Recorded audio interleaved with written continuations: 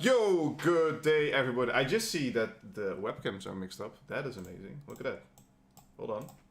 I'm G-Man. I am Amon Hamilton. Look at that. That is amazing. Alright, we fixed it. Ladies and gentlemen, welcome to day 2 of Rapid and Blitz. Today it's only the Rapid.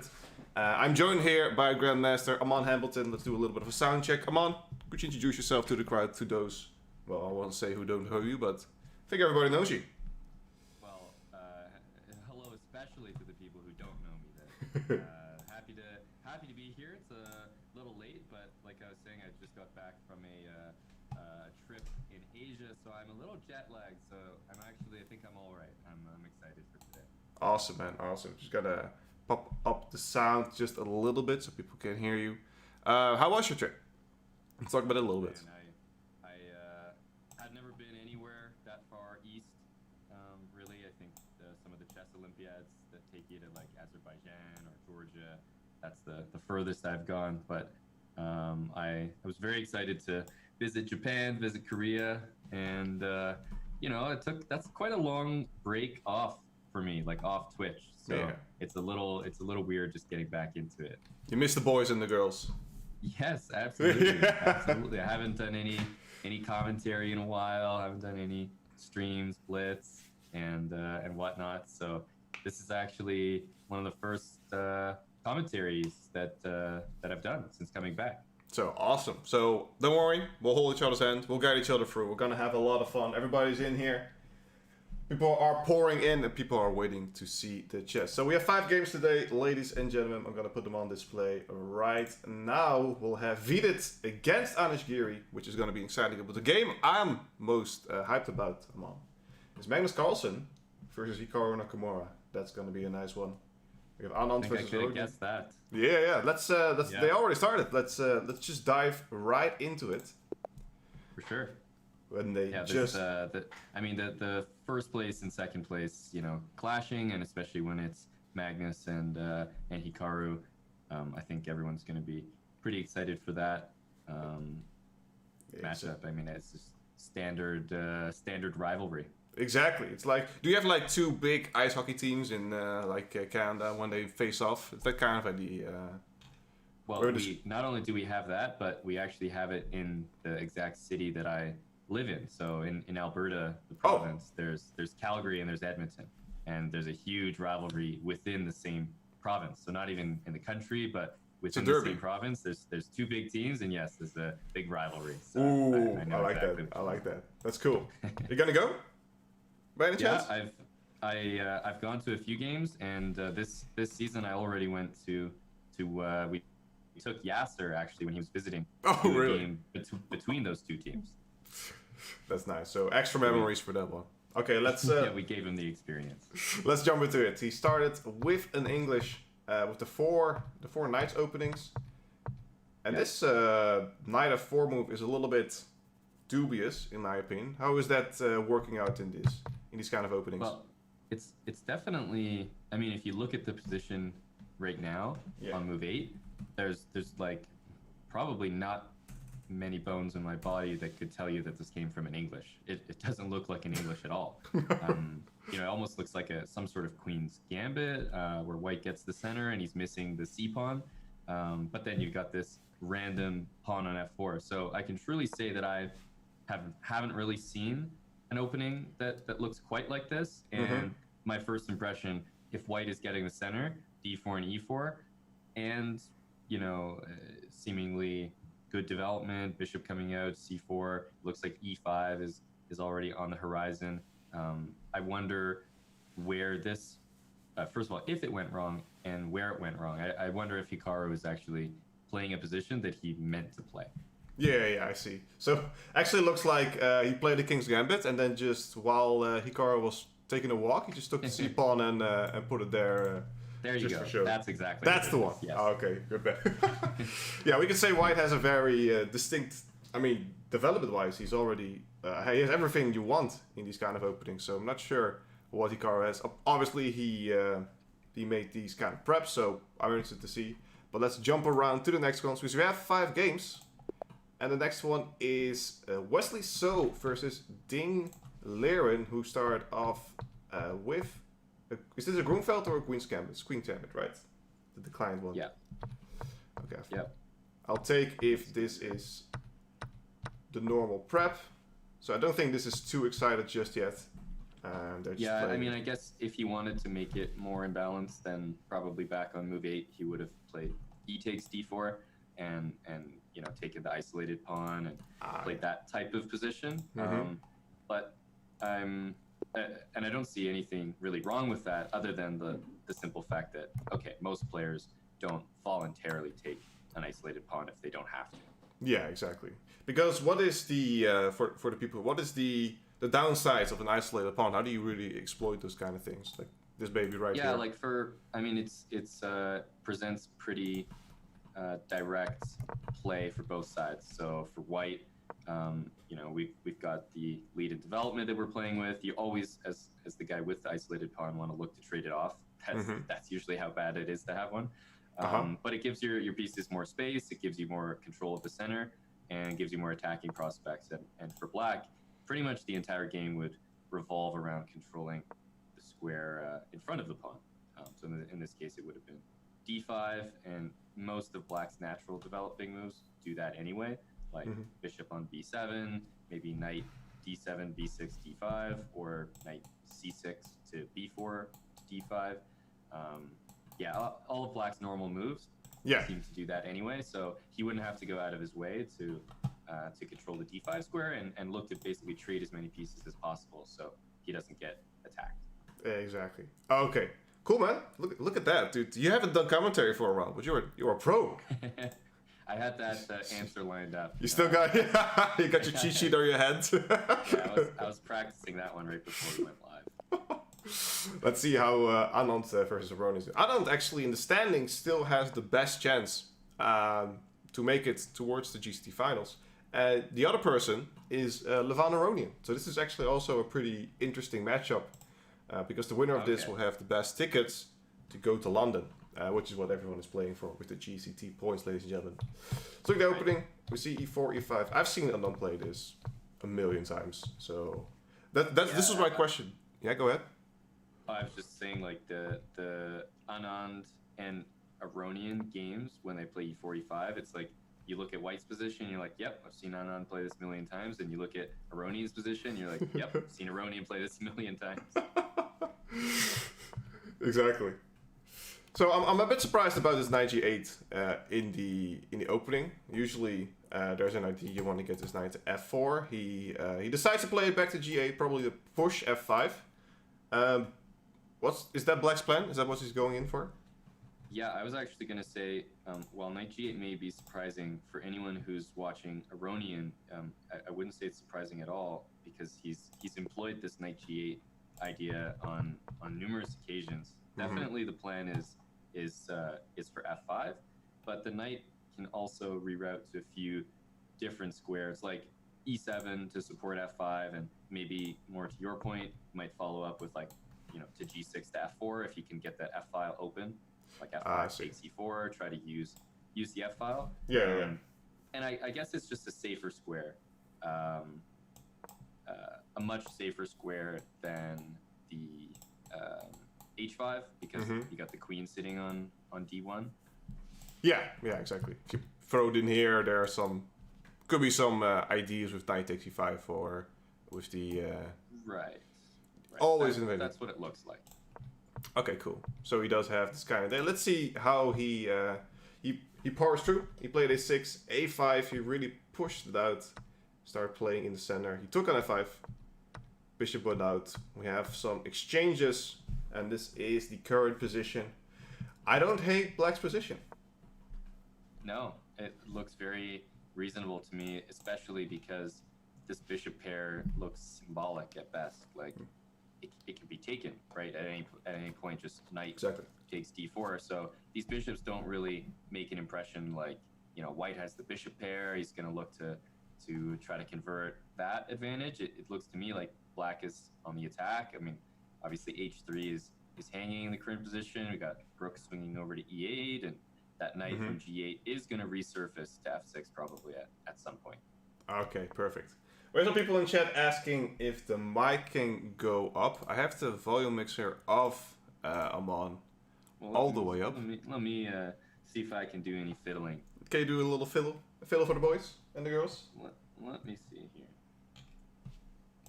You wanna, you know, they just want me to be there as arm candy, and they want you to say everything because you have that golden voice. Absolutely. People are posting my elo in the chat. Let's see. Well, I'm quite close to the mic now, so hopefully. Yeah, this is the highest that I can put you. Maybe the sound's coming in through Skype. I don't think so, but let's put it up as well. I got myself muted over there. Oh, okay. Look at. I think I fixed it. I think people are fine. I think people are content. This is what you get, chat. This is what you get. So you're gonna have to deal with it.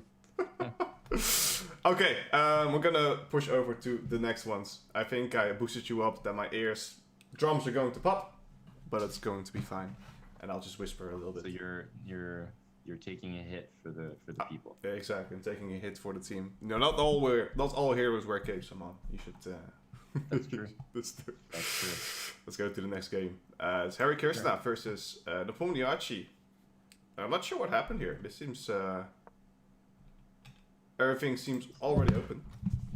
Yeah, I was gonna say based on how the position looks, it almost seems like it could have come from a like E45 kind of Rui Lopez looking position where you get white's pawn on E4 and black's on D6 left over at the end of whole bunch of trades. But yeah, I see from the opening that it actually came from a Sicilian, and now that I see the opening, I guess that does make some sense. Does all make sense. So I love this setup personally, where you play C3 to get the bishop to C2 to push D4, because in a lot of Sicilians, white will castle short. You already have a very well-placed bishop. They did the same idea. He played D3, pretty solid. Kind of has the position of Gucci piano, in my humble opinion, where the knight can go all the way to G3, and white has, semi-control. I like that. Did she just call it a Gucci piano? Is that not how you say it? Well, it's not, but it should be. That's incredible. A Gucci piano. I love it. I've never heard that. That's tremendous. I believe the Italians are going to call it the Joko piano. But I'm pretty sure that the Gucci piano needs to be a thing. Need to be instated. Yeah, exactly. Well, I always call Yasser Sauron as well, because I never knew how to pronounce his last name. So I've had what you know. I've had a history with naming these kind of things. That's why I'm lovable, Chad. The Gucci piano is going to be the new thing. That's great. Let's make some merch. He took on C3. He took the sounding control, and this is interesting. Both players are playing on the queen side. Who would you pick here as your favorite position? I mean, looking at the position right now, a few things probably have to be addressed, because there's a rook staring at B1, so there's all sorts of potential bishop moves. White is intending bishop to B6, probably no matter where the bishop goes, but the move knight F5 appears to be powerful, like just at first glance. Hits the bishop on E7, which should be valuable, and the bishop is ready to sink in on B6. So yeah, I have this feeling like white might be slightly preferable here, but at the same time, if you put a bishop on B6, it's going to get kicked out, the next move by knight D7. Yeah, exactly. And it's a little unclear to me how good it is, but I do have the feeling that white must be slightly better, because knight F5 just looks like a powerful move. Yeah. Anytime you can take that dark square bishop with no repercussions, then I think it should be good for white. Yeah, knight F5 just went in as well. This rook on A2 is actually very well placed, because rook B2 is something that you want to play in these kind of positions. White just has to make sure that his bishop is not in too much hassle, but I really like white's position. What's white's plan on... Will you start pushing on the king side, or will he pull all his efforts on the queen side? I feel like it's probably position is open enough at the moment that I would go for like piece play instead. So yeah, I was just about to say, I feel like there's a lot of tempi that can be gained, either bishop b6 or rook c2. So it looks like he went bishop b6. Then he took that that all-important dark square bishop, and then yeah, bishop f1. So you save your bishop. I think that after knight d7, he may need to give up the dark square bishop, but that's why, like you were saying, this rook b2 move comes into play, and you know, knight d7, rook b2. I don't think we want to be taking that bishop as black. Exactly. So, definitely like piece play, pretty good in the center and on the queen side. Maybe an f4 move needs to be well timed, but it's not. I wouldn't say it's like the first thing I'm considering, just because I don't want to overextend as well. But f4 e5, just if it's calculated, like if it's timed correctly, could definitely be devastating. I really like Harikrishna's position. Awesome. Okay. Good analysis. Good. I obviously agree with all the things you say, and we're going to. That was very insightful of me. You're welcome, chat. That you have such a graceful host. We're gonna jump to the last game because people want to see the Hikaru against Nakamura, obviously. So we're gonna jump through this one, which is Vidit versus Giri, where they played. It seems to be. Oh, is this a King's Indian defense?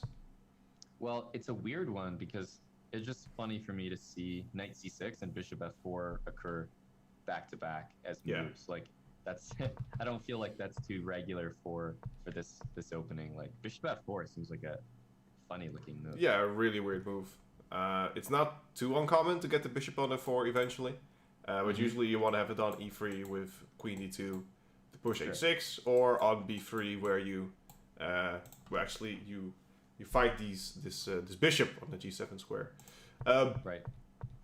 Interesting. They start pushing forward. And it's also the case, isn't it, that doesn't Vidit do some work with Giri? Like I'm pretty sure he's second, so there's also that element. I never know, don't have any seconds myself, so I never know how that dynamic actually works. Like how does it feel when you're playing someone who sort of like, I don't know, did some work and like helped you prepare some lines. And yeah, exactly. Oh, that's kind of funny. How would a second feel like when he's play? You see your main. I almost gonna say your main. It's not League of Legends. Play, and then he plays the opening that you've prepared so hard for. I mean, that must be the greatest feeling as your second. And then you're useful. You can't play any move that beats the opening, otherwise you're gonna get scolded for not presenting it to him earlier. Yeah, exactly. So you're not allowed to win. Okay, we're gonna leave this one, ladies and gentlemen. We're gonna go to. Don't worry, we got you. This is Carlsen versus Hikaru. Let's see where we picked off. It was after this bishop d6 kind of move. h3 was played. A short casual a3. We don't want any. a3, is that to stop the knight from coming here, so you can play queen c2, or is it primarily the bishop? Well, I really like his h3 move, because I feel like as black, maybe there was something wrong with the move bishop g4, but I would have seriously considered bishop g4 on move 8 for black, because it feels like when white's missing a dark squared bishop, trying to undermine the pawn on d4 should be like black's main source of counterplay, and trying to force him to play d5, and then I would get some sort of knight e5 maybe, but it looks like it's possible that it was just too early. Maybe there was something forcing there, because after bishop d6, I love the move h3. Like Magnus knows that his position is solid, so he plays h3 and then follows up with a3. He's just like, covering all the bases. Yeah, exactly. Basically, he's playing like all the kids that you teach chess to. You tell them not to. Don't waste time with these moves, and then there's the world champion. Yeah, he's like, nah, fam. Let me show you the other way. Yeah, this is the h3, the classic a3 h3, where as a kid you don't know exactly what to do, and you really despise these bishops coming in, so you're like, not today, friend. Yeah, absolutely. Actually, it also gives a square. That's the thing. It does give an a2 square for the bishop. That's true. Which he ended up using. So there are a few uses. he did play it for a reason, almost. Yeah, it's not completely like clueless. And now we have f6. And I'm not sure. I love White's position here. He has everything that he wanted. Yeah, I mean, if this was in like a debate club, I'm not even sure it would be possible to take Black's side here. It would be very, very difficult for me to present any arguments. I mean, I would just have to say that Black has the bishop pair and hope that that doesn't need any proof because exactly. This doesn't look good at all. For example, e6 is the obvious move after f6. I think Hikaru wants to see that in a way, and I mean, I think he knows his position's bad at this point, so it's not about really what he wants and doesn't want. But if he's trying to improve his position, he could at least say that after e6, okay, get a few squares, like, you know, knight b7, try to put the knight on like d6. I don't know. It's terrible position, and that bishop on c8 is not able to access any diagonal. Like after e6, it's just exactly. So what Carlsen just played that I wanted to suggest is, what's the idea behind b4? The knight goes in. We actually trade it back, and maybe we get a queen d4 in, where we have some aggression on the board. How is this compared to keeping the bishop pair and giving a bad pawn structure for Black? What would you prefer? I would probably take a hybrid of both. Something like bishop takes and queen d4. I guess the issue I have with that is, as Black, I can already admit that my position is bad already, so I'm not actually worried about things like losing a pawn. Okay. So after queen d4, it's like the fact that I'm losing a pawn doesn't really bother me. And I think that Black would go f takes e5 and then play like bishop d6, and then he has two bishops with open lines towards the king. So when I said that I was looking for a hybrid, I mean that I would take the knight, but then I would go and play e6, because I'm like getting rid of the aggressive knight, and then I'm shutting out the bishop, and then what I'd love to do after e6 is follow up with your move, queen d4, but only once I can make sure that like the position stays closed. This is a mess. This is a real mess for Black. I mean, he has the bishop pair, but they need space, chat. A lot of times you say, well, I just traded up my bishop for the knight, it will be good in the endgame. They're not going to reach the endgame at this pace. I mean, these bishops don't have a lot of room to work with, unfortunately. These knights can just jump all over the board. It's kind of dicey. It's kind of dicey. But if anyone can save it, it's Hikaru. I want to say if anyone can save it, it's Hikaru, but if anyone can like win effortlessly, it's Magnus. Okay, that's true. So it's like, but both are probably true here. Exactly. What's up, Eric? Or is that you typing in chat? No, that's not you. He's Maceoplex is a DJ we like, and I know he's at in New York festival there. I see. Awesome. Yes. Yeah, we have a lot of. I hope the sound is better now, chat. I did everything within my humble power, so I'll just whisper so you guys can put it up, and everybody can have a grand time themselves. Okay, we'll keep this one open on the analysis board in case something crazy happens. I just actually wanted to go back to Giri because I wanted to see how that King's Indian developed. Right. And it developed. It developed. It certainly did. Let's go back to, I think we left off at this position.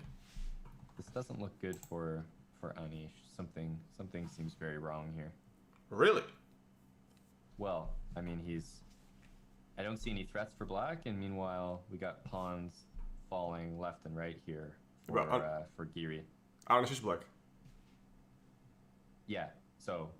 Is he in trouble? As Black? I actually like Black's position a lot. I think he has everything you want in the King's Indian, says Perch. Perch? Is that how you say it? Perch? Defense. Yeah, Pierce. Perch, that's the one. Because he has the dark square bishop, he has all the space. He's pushing on the queen side, which he actually won in these kind of positions. So, I don't know, I play these openings myself, so I'll always be biased towards it. I think I would agree, but I'm not sure we're looking at the same position. That's all. Like the position I'm looking at, I'm on move 20, and it looks like Giri he's losing some stuff. Oh, you're. I just saw the bishop on d6. And bishop d6. Okay. Yeah. Okay. Rook is hit. Pawn is hit. I'm not. Yeah, we weren't that far yet. we were on move 6. Yeah, he just played bishop 66. This is pretty dicey. This is all over the place. Okay, but I have to say I underestimated the pin, so I can't actually really take that rook because there might be a rook d2. Exactly. So that's definitely in the position. Have to account for that. I thought that things were just like kind of falling.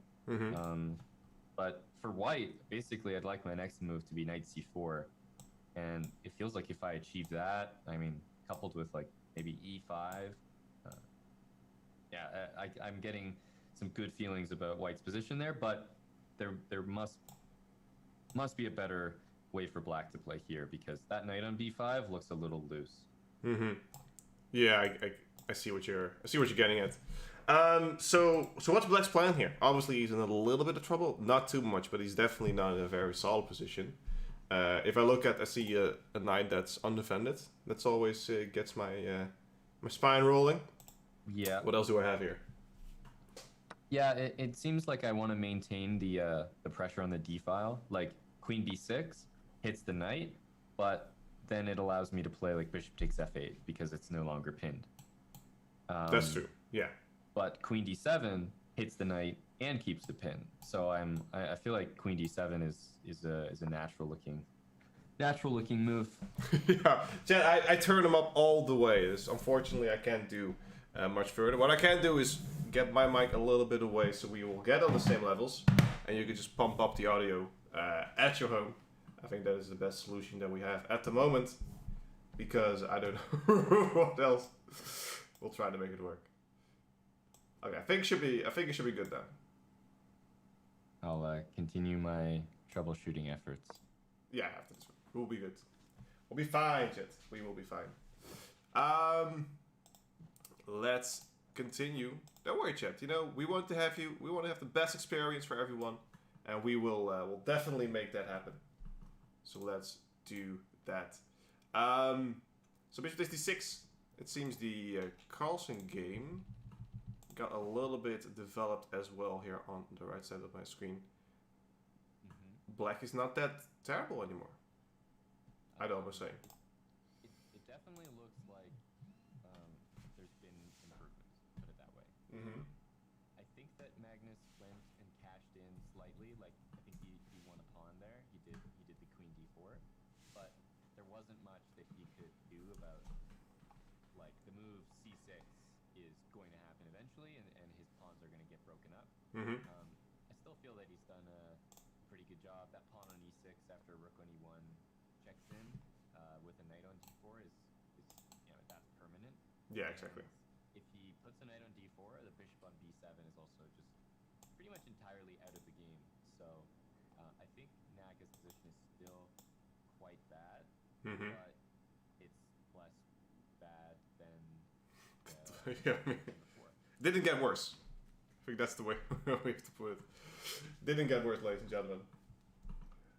He's too loud now. I have to turn. Okay, you. It's all working all of a sudden. Now it's too loud. You guys don't know what you want. Okay, which way? Which one are you? I think it's the zoom one here. Okay, we'll turn them down a little bit. Okay, Can't make people happy these days. yeah, I know, right? Oh my god, these zoomers these days. Us boomers, we can't appreciate that kind of stuff. Okay, I turned them down.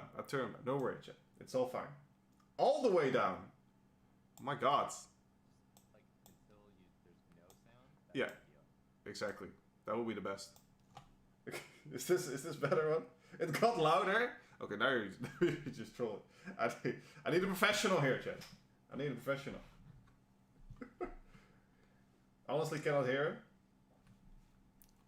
This is the. Yeah, exactly. He's just here for, like I said, for arm candy. We'll make it work. Don't worry, chat. Don't worry. We'll fail a little bit. Let me ask the boys. We can hear. It's way to cry, right? Yeah, don't worry. Here jumps in. We'll make it work. He's good on my end, so we'll get things going.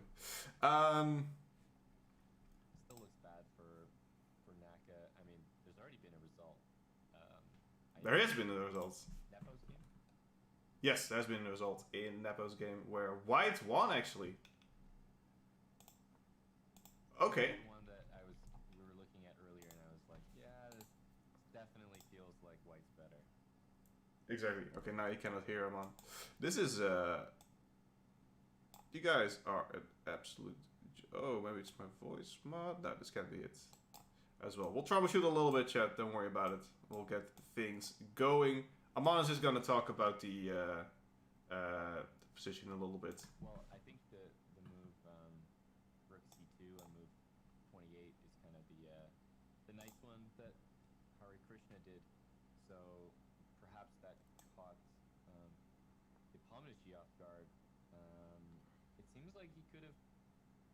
Yeah, it seems like he maybe blundered with bishop d5 because we looked at the position after move 26, and I think that was when I said, okay, white looks like he's a bit better. But after black played knight d7 and white played bishop a7, I think Nepo intended to meet bishop a7 with bishop d5. It is exact position. Okay, we fixed the sound issues. Everything's fine now. We did it. Oh yeah, we did it. Finally, I can ignore chat. I've been trying to ignore chat for the past hour, but they keep persisting. You know, they keep being. they're needy. We're perfect now. There you go, chat. It only took half an hour. They're for professionals. Come on. Okay. So yeah, we were in this rook c2. I completely missed everything because I was working on the sounds, but now we have everything going. No apologies. Yeah, it looked like he was maybe trying to spring a move. Yeah. With bishop, like obviously knight d7. Nepo knows bishop a7 threatens to just win a piece on b7 if he moves the rook. So he's playing knight d7 with the idea bishop a7, bishop d5, and I think he just missed rook c2. Because after rook c2, if you take the rook on c2, I think white can take either the rook on b8 with the bishop, or more importantly, like queen takes c2. I think one of them is going to end up winning material. Exactly. Like queen c2, rook a8, ed5, rook a7, f4. Looks like it wins material because knight f3 doesn't work. But yeah, it's just a nice move, rook c2, and he ended up winning the game as we saw, like basically 5 moves later or something. Wow. So that's a really fast win. Look at that finisher. You have to play queen takes. This will be the continuation. The rook will come in. You probably have to trade things off, and we get into a position where white is up just a full minor piece against the pawn. That's pretty well. As well. So this is the weird thing. I'm not so this sounds really bad, but I don't intend that. I'm not surprised Ian lost because he already lost 2 games yesterday. He's not in the mood, but he has a lot of time. And every time I watched his games, he had like 23 minutes or more. So this is the first time where he actually, I can't blame it on that. Yeah, exactly. So that's a little bit surprising to say the least. But I just hope he can come bounce back, because on the last day he had a very nice win against Anand, I believe, was yesterday. He had a very nice win in the last game. So. Right. I mean, that's the thing. It's so streaky, these tournaments that are rapid and blitz. Yeah. It relies a lot on like momentum and whatnot. So I think that probably has something to do with it. I mean, Nepo is going to keep his same style of play regardless. He plays quickly, whether he has a good position or a bad position. Just kind of how he plays. So yeah, that's a big result though. A nice win. Exactly, nice win on that side. Let's give a quick look at Ding Liren versus Wesley. So let's look at this current position that we have now. He just played rook d8. Are we seeing a repetition? No, we see a little bit shuffling of the pieces in the back rank. White is a very well placed knight there on c5. How is that going to impact the game? Yeah, this looks like an overwhelming position for white. Not in terms of like material. Like there's maybe some tactics on the horizon, like knight takes a6 or knight takes b7. Not right away, but that type of thing might be you know, on Ding's mind. Exactly. But I think that just positionally, White is crushing here. The pawn on e3 completely restricts the knight. The rooks are using the d file, but you know they're not really doing much. Not much going on there at the moment. They're just looking, you know, they're just staring. G4, I like it, you know, not that it's a threat immediately, but if black was ever to arrange the moves G6 and F5, followed by E4, like that's how white gets into trouble, is if the pieces get kicked back. But exactly. That bishop on E4 is truly the king of this position, and G4 just cements the light squares. So yeah, I think white's minor pieces are basically better, like each one is better than its counterpart. So looks like a very, very nice position. That's a pretty good saying. Every piece of my hand is better than yours. Yeah. We'll see. So H5, I like this. They're already going to... Black has confirmed that he's in a bad position, and he's going to say, you know what? I think what he's going to do is he's going to cut this open, push the bishop back to e7, and get the rook in on the king side, and try to make something work that way. Not this square, obviously. But we're going to go all the way. No, probably over to h6 or something. King g2 makes a lot of sense. If you open the position, white wants to say that his rook is going to be first to the h file. So now we wanted to play this, but now even g5 move first to restrict every square of him before getting the rook in. And that looks nice too. The knight on c5 is so strong. Like black's entire queen side is paralyzed. You can't kick it out. There's just no moves. The knight on c6 is stuck there because there's a queen that it's shielding. And if you play like queen e7 at any point, there's probably always this like knight takes a6 idea, at least to be careful of. The idea. Oh, well, he's gonna play b6 here. It's also interesting. So, I have a question for you, Mo. Yeah. Have you ever used psychology in one of your games, like playing extra fast, or like sighing when you made a move, trying to indicate like, oh, I made a blunder when it's not? Like, did you ever try something like that during your games? The sighing and whatnot, definitely not. I don't think I've used psychology. I've had it used against me, I can say, way more often than I've used it. So that's my experience with it. Tends to be that my opponents often do stuff like that. It's not really my style as much, but playing quickly, I would say it's a little bit of psychology. So probably like when it comes down to time pressure, or if I know I have a bad position, I might try to make a move quickly, just like sort of bluff a little bit. But I'm not sure if that's entirely psychology. I think it is. I think it is. A little bit. Yeah, exactly. It's like it's intimidation. It's the intimidation. Yeah. Yeah. Because I'm trying to look scary. I once had this Blitz event. I was playing against a candidate master, so we were 4 against 4, and you play 2 games with white and black. So my teammate said, you know, this guy is really slow, so just make some interesting moves where he thinks a lot, and then he'll lose on time. So I have to keep that in mind. So I played a garbage opening, regardless if I wanted it. It was just a garbage opening that I played. And then it got a little bit complicated, and so I made a move, and I was like, oh no. So it was 2 years ago. And dude was thinking and thinking, because it was really complicated, but there was nothing going on. He was thinking, like 2 minutes of the 5 minutes already went. He made a move, and I was like, the move after that, he went into the tank again, and I got my win. So you gotta be cheeky sometimes, Jeff.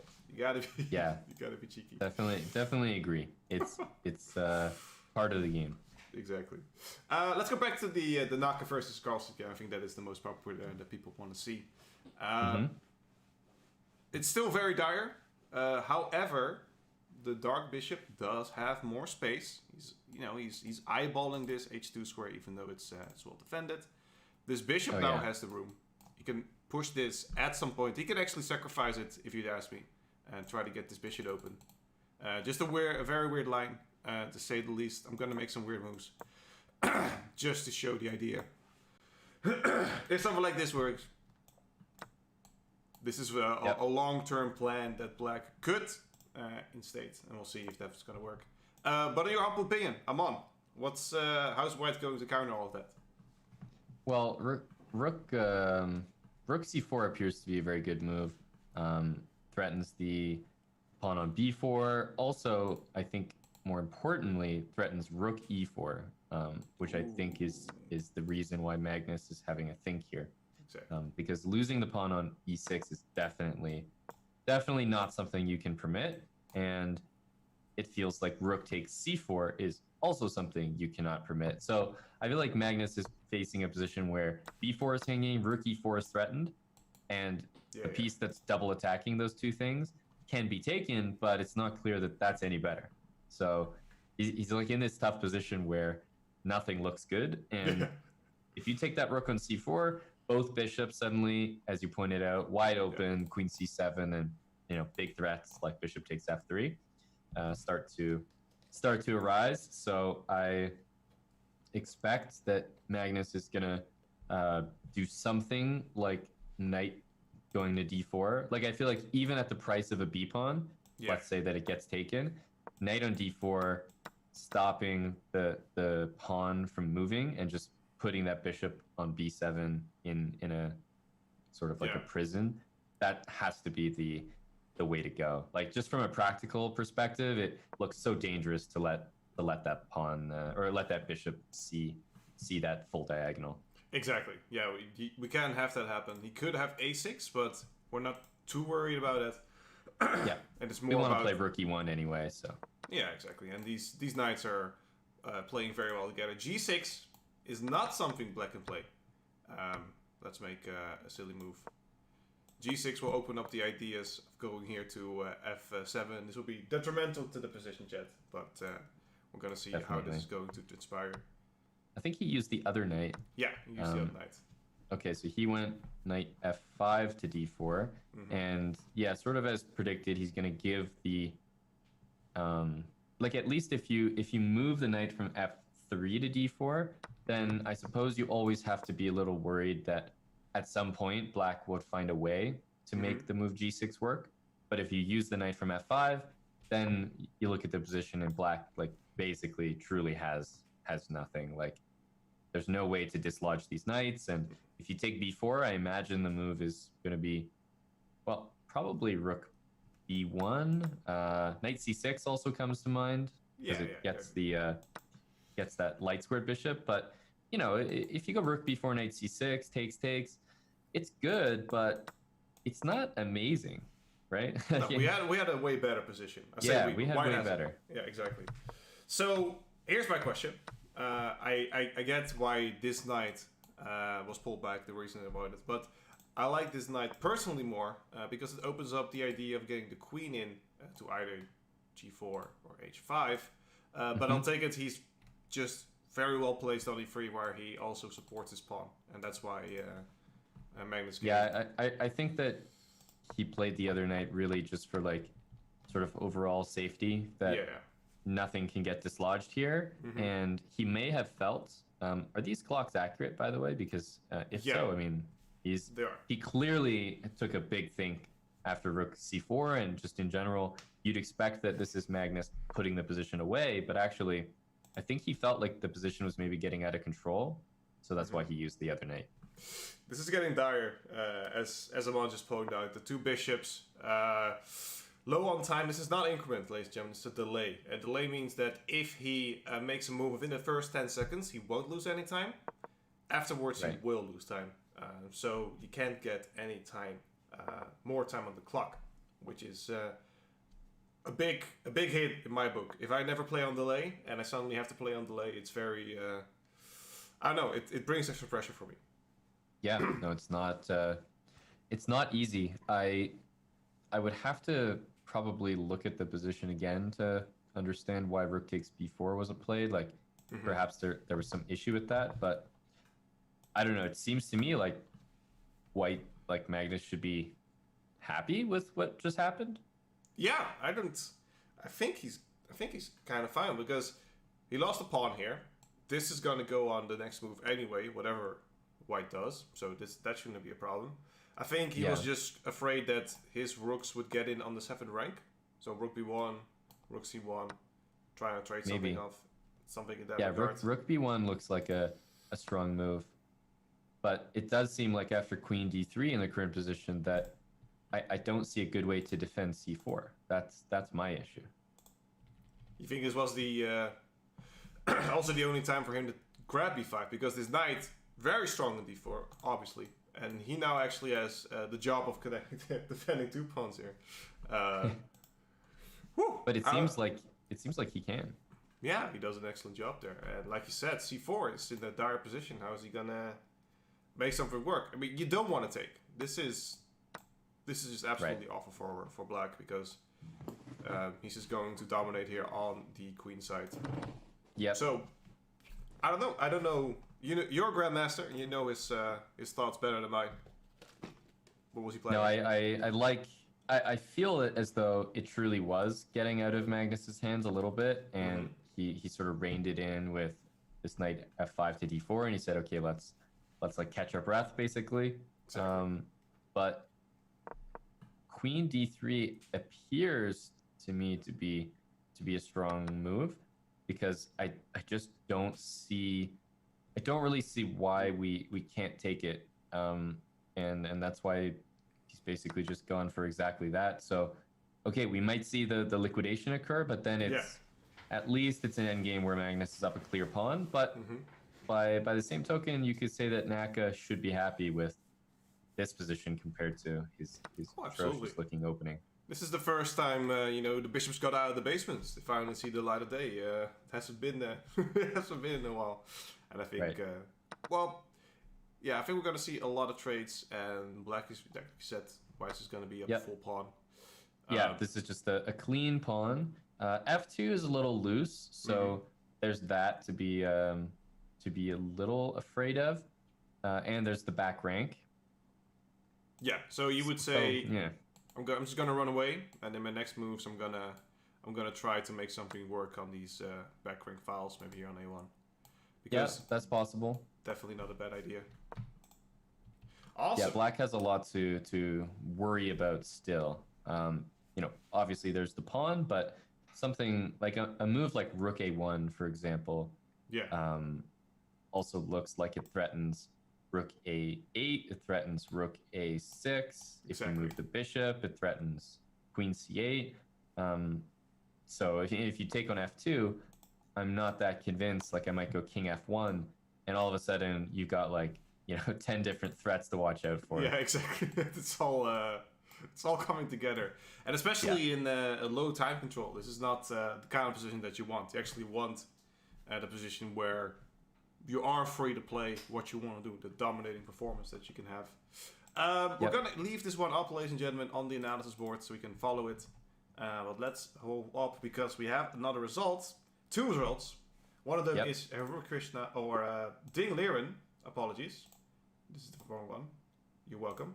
This is Ding Liren losing to Wesley. So Wesley won a piece somewhere found a map. That's quite impressive. Let me update the chat. If you can scroll through the game and see which move it went south. Well, actually, he just hung a piece. Oh, it's this game. No way. You won that? Okay. Yeah. He just hung a piece, like a real piece. On which move? Let's see. After move 30. Oh, right here. Yeah, like the way that it happened, because there was this move b6 by Wesley was actually quite nice. Yeah. Because it kicked the knight back, and then I really like his next move, which was queen d7, and queen d7 hits g4 as well as threatens to take on d3. And the double attack meant that he went king g3 to defend. Now, even though he won 2 pieces for the rook, white could have just played rook takes c6 on move 31. Let's see how that goes. Here, white could have played rook takes c6 after. Yeah, maybe g5 is good as just a little insertion, but it seems to me like he just made one of those blunders where you just have a massive oversight, like you completely miss something, because I think that white is about to play rook takes c6 in some fashion, And if you get the 2 pieces back for the rook, it seems like it's probably very equal. Exactly. No, this is a very equal position, and like you said, it's just a good old blunder. Those happen here as well. Yeah, that's the problem there. Wow, f6. And it seems so simple, but when you only have a minute, it's a tough way to lose. I mean, I'd rather get crushed from start to finish than having such a dominating position and then it's slipping away. Because then you feel like you're, when you lose from start to end, you're like, okay, I can work on this. I'm just the worst player. But here, he was just dominating from start to finish, and then it went like that, slowly but surely. It's a tough feeling for Ding. Absolutely. Yeah. Yeah, but I also think that after, like, it's quite possible that after rook d5 that he had other types of moves. Like, it looks as though his rook c8 to e8 was born out of desperation, and then he was intending on meeting f6 with g6 check, king h6, and rook h8 mate. So he probably saw f6 to win his knight, and he was thinking that he's being tricky by setting this up. And then is actually his opponent who came back with the actual trick. Rook takes e5 first, and then f6, which was a lot better.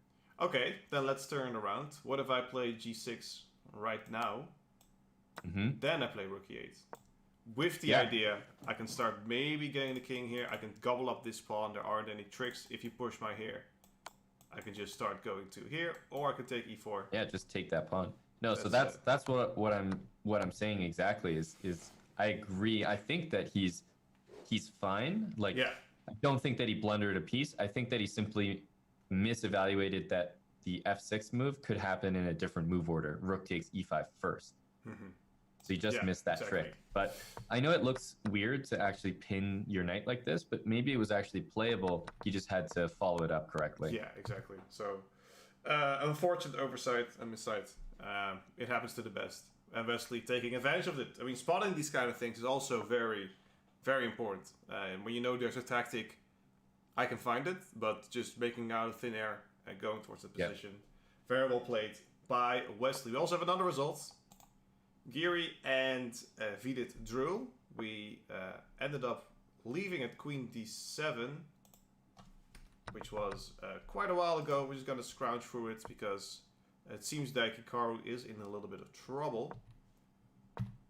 So we're going to go through this one. There's been a lot of exchanges, trades. Ooh, this knight c3 looks very enticing, but we'll see a lot of it seems like the dark square bishop for black should be worth something in this position, but at the same time, once you get to the end game, it doesn't really matter anymore.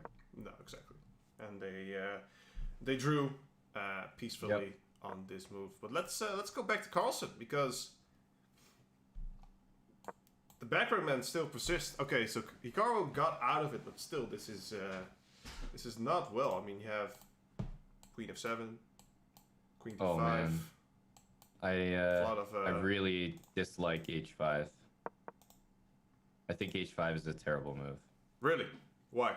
Yeah, I'm not sure. Like, obviously he's doing it because he needs an escape square for his king. Like, he's feeling like all the back rank threats are there. But if you just look at the structure, like, the knight on d4 guards the pawn on b5, so the queen and rook are basically useless. Like, they're not performing any tasks there. And as you pointed out, the combination of knight on f4 with, like, queen d5, or even the rook coming into c6 or c4, like, the h pawn can't be defended. Like, it's just it's on a light square. It's sort of like way out in the open. I don't really get the move, because I think there's major issues now, as the knight is going to reroute to f4, and black might want to play a move like g6. But I think that knight e4 or knight f4 rather, the move knight f4 is positioned pretty well against that. Yeah, exactly. Oh no, I dislike h5. I feel like if black needed an escape square, he should have probably gone like g6. G6 here. Yeah. Just because you never want your escape square to be on a light square because your opponent is operating on the light squares himself. Yeah, exactly. But yeah, I'm not a fan. Shivers down your spine. Time is a factor, though. Time is a factor. Exactly. 38 seconds. He literally has 38 seconds. He won't get that anymore. He has to make the moves within 10 seconds to get that delay going. And now he has... Is this just a clear-cut win for White with that pawn? I can't say clear-cut because the time is a factor, and for now the pawn is sort of stuck on b5. But I think that White has a winning position. Okay, first Black needs to take his concerns on the h5 pawn. I'm not sure if g6 would be something that you really want to play, because then, well, you don't want to have the 7th rank open. You don't want to play the queen to f7, because then probably the queen will come in as well. How does he defend the pawn here? Well, I think g6 is a terrible move because you expose your 7th rank. Yeah. And like, if your king's on the last rank and you got no pawns on the 7th rank, like you're separated from them, it's I think that's just a position can't be good. Yeah. Apart from that, g6, I mean, queen f7 looks like was played. Queen f4 played quickly, and let's say that Black played rook b7. I think there would just be rook c8 check, king h7, some sort of like queen f5. Like we can sort of keep poking holes in Black's position. He smells blood. He literally smells blood this way. So yeah, it's not something that you really want. Queen f3. Yep. He wants that g6 move. Yeah, exactly. He wants him to play g6.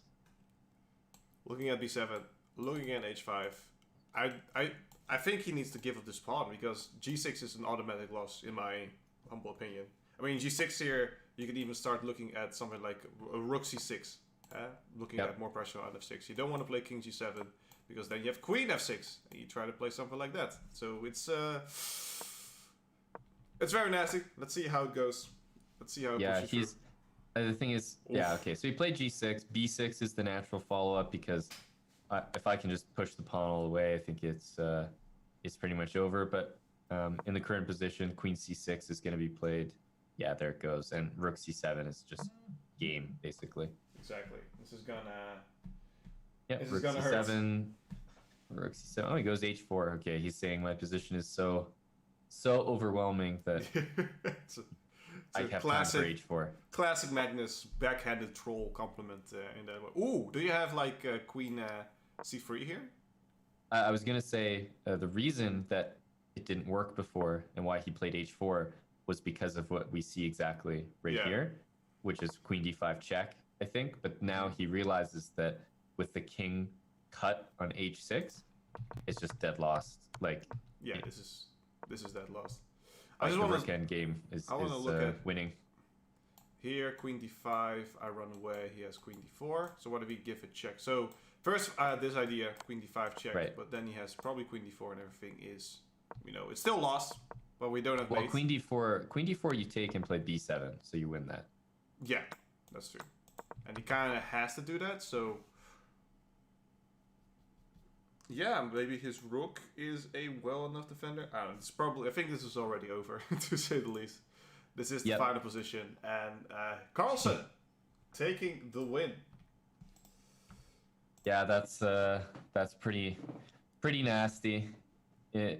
Man, the king is just cut off like you're going to be in Zugzwang. White just walks his king over.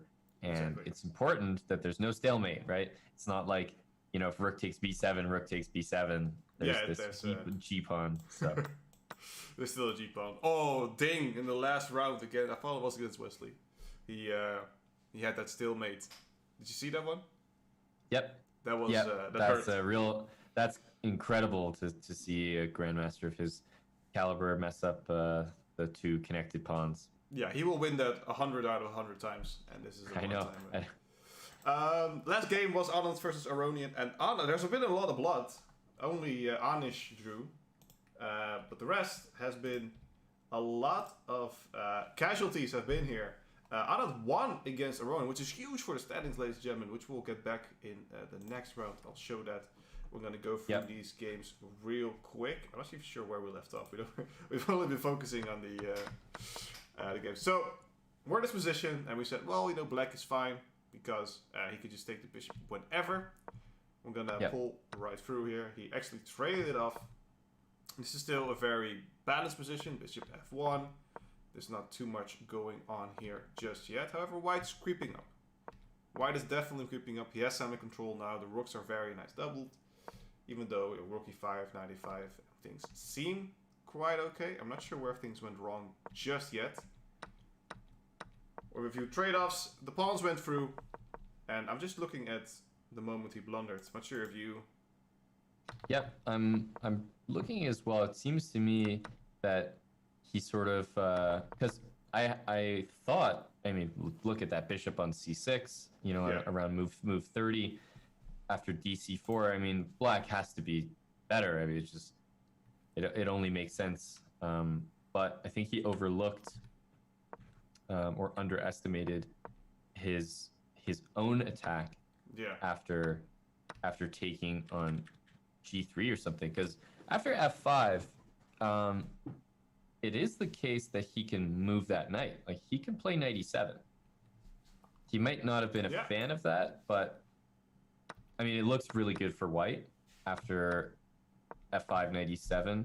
You know, because I don't know, maybe I can play g4 or something. Like, it still looks like white's doing well, but exactly. If the alternative is like losing a piece, then it's like, I don't know. Because you trade the queens as well. That's the worst part. Is after f5, hg3, white not only gets your piece, but he gets to trade queens in the process. So it's just everything he wants. I think he just wasn't a fan of getting the queen here to either f4 or g4. Because there are some nasty threats incoming here. I get why black doesn't want it, but obviously the what happened elsewhere wasn't that good either. And he's just down a piece now. And white just played it very nice, as Anand would, as Anand should. So we're not that weird. Okay, chat. That was the first round. We have 4 decisive games and 1 draw. I'm going to look up the standings after this, which I will do right now. Right. Because I can do that. Exciting first round. What are your thoughts, Alan? Oh yeah, that's a lot of decisive games. I mean, obviously the chances go up when you get into rapid, but I think you were highlighting how some of the matchups are pretty crucial for the standings, like especially Anand and Aronian for the GCT, and Magnus and Naka for this particular leg. Exactly. I guess show the standings actually in a bit real quick. What we're gonna do, ladies and gentlemen, we are going on a quick break after this. The next round will be Wesley versus Vidit, Ian versus Ding Liren, Levin Aronian versus Harikrishna, Hikaru versus Anand, and Giri versus Carlsen, which is gonna be my pet peeve, the one that I'm gonna look at for more. So stay back, stay tuned. We'll be back in about 10 to 15 minutes. We're gonna set things up, and we'll be back with round number 4 of Rapid the Blitz. See you guys.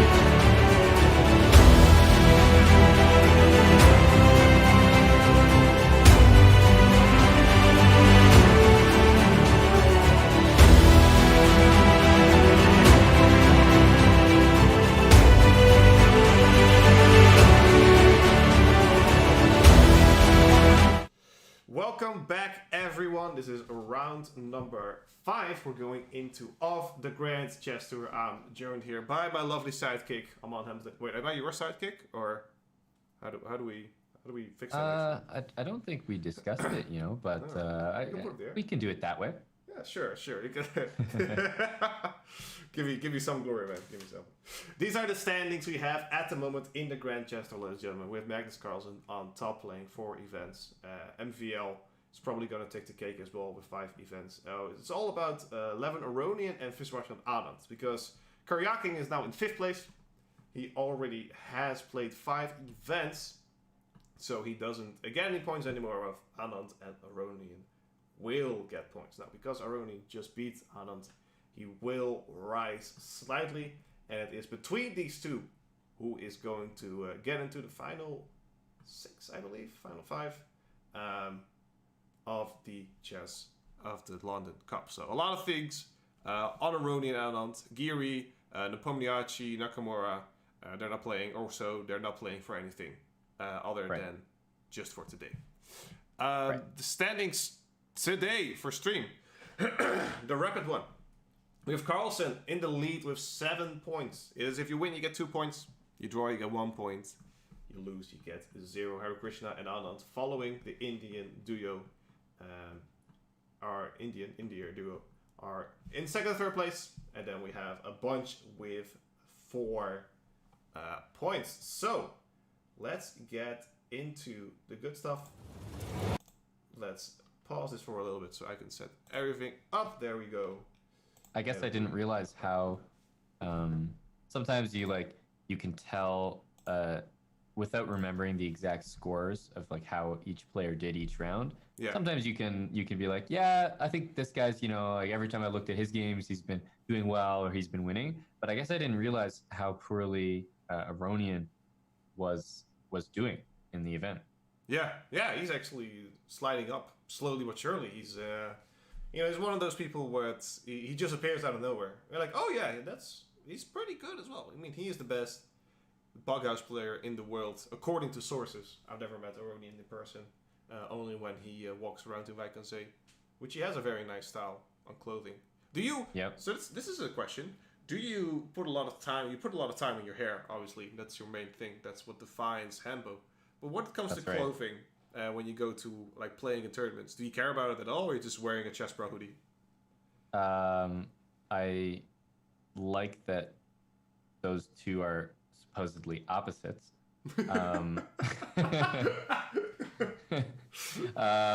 But absolutely, like I think that I care a lot about how the tournament is perceived, and I don't think anyone likes the nasty like homeless look that a lot of chess tournaments have. So you have to bring a little bit of class, but it depends on the tournament. Like I think I'm most comfortable playing in a hoodie. I'm also I get very cold, and I actually really like to be playing in a hoodie so I can like put the hood up or like have my arms covered, because I really do get cold, and I have an issue with a lot of tournaments having way too much AC, and the temperature never feels right. So at least with a hoodie, you can like have it on or take it off. That's true. But so that's like when I'm most comfortable, but it's not the most fashionable. I do have my array of dress shirts that I can bring out at any point. Are you superstitious? But I do think about it. Are you superstitious, Amar? Do you sometimes like brush your teeth 3 times in the same order, or have your lucky shirt or something like that when you go onto a game? I don't know if it's superstition as much as OCD. Like I always turn my knights to face the same way, and I'm very like particular about how my pieces look when they're on the board. Like they have to be centered and they have to all face a certain direction based on which piece is which. But I don't know if I'm not like superstitious that if I don't do it, I'm going to lose. No, it's just annoying. That if I don't do it, it bothers me. Like it bothers my brain. So I don't think I'm superstitious. This is a good tip for everyone playing Amon. If you're playing him, take your knights and make them face your way. So the opposite way. That will drive him nuts and that will win you the game. Are you the kind of player that's like shadoops the opponent's pieces? Is that even allowed? No. First of all, it's technically not allowed. Like you can adjust their piece if it's not on the square, but if you adjust someone's piece and then they adjust their own piece, Yeah. as long as it's not like, you know, off the square or something, I definitely don't think you're allowed to adjust it again. Ooh.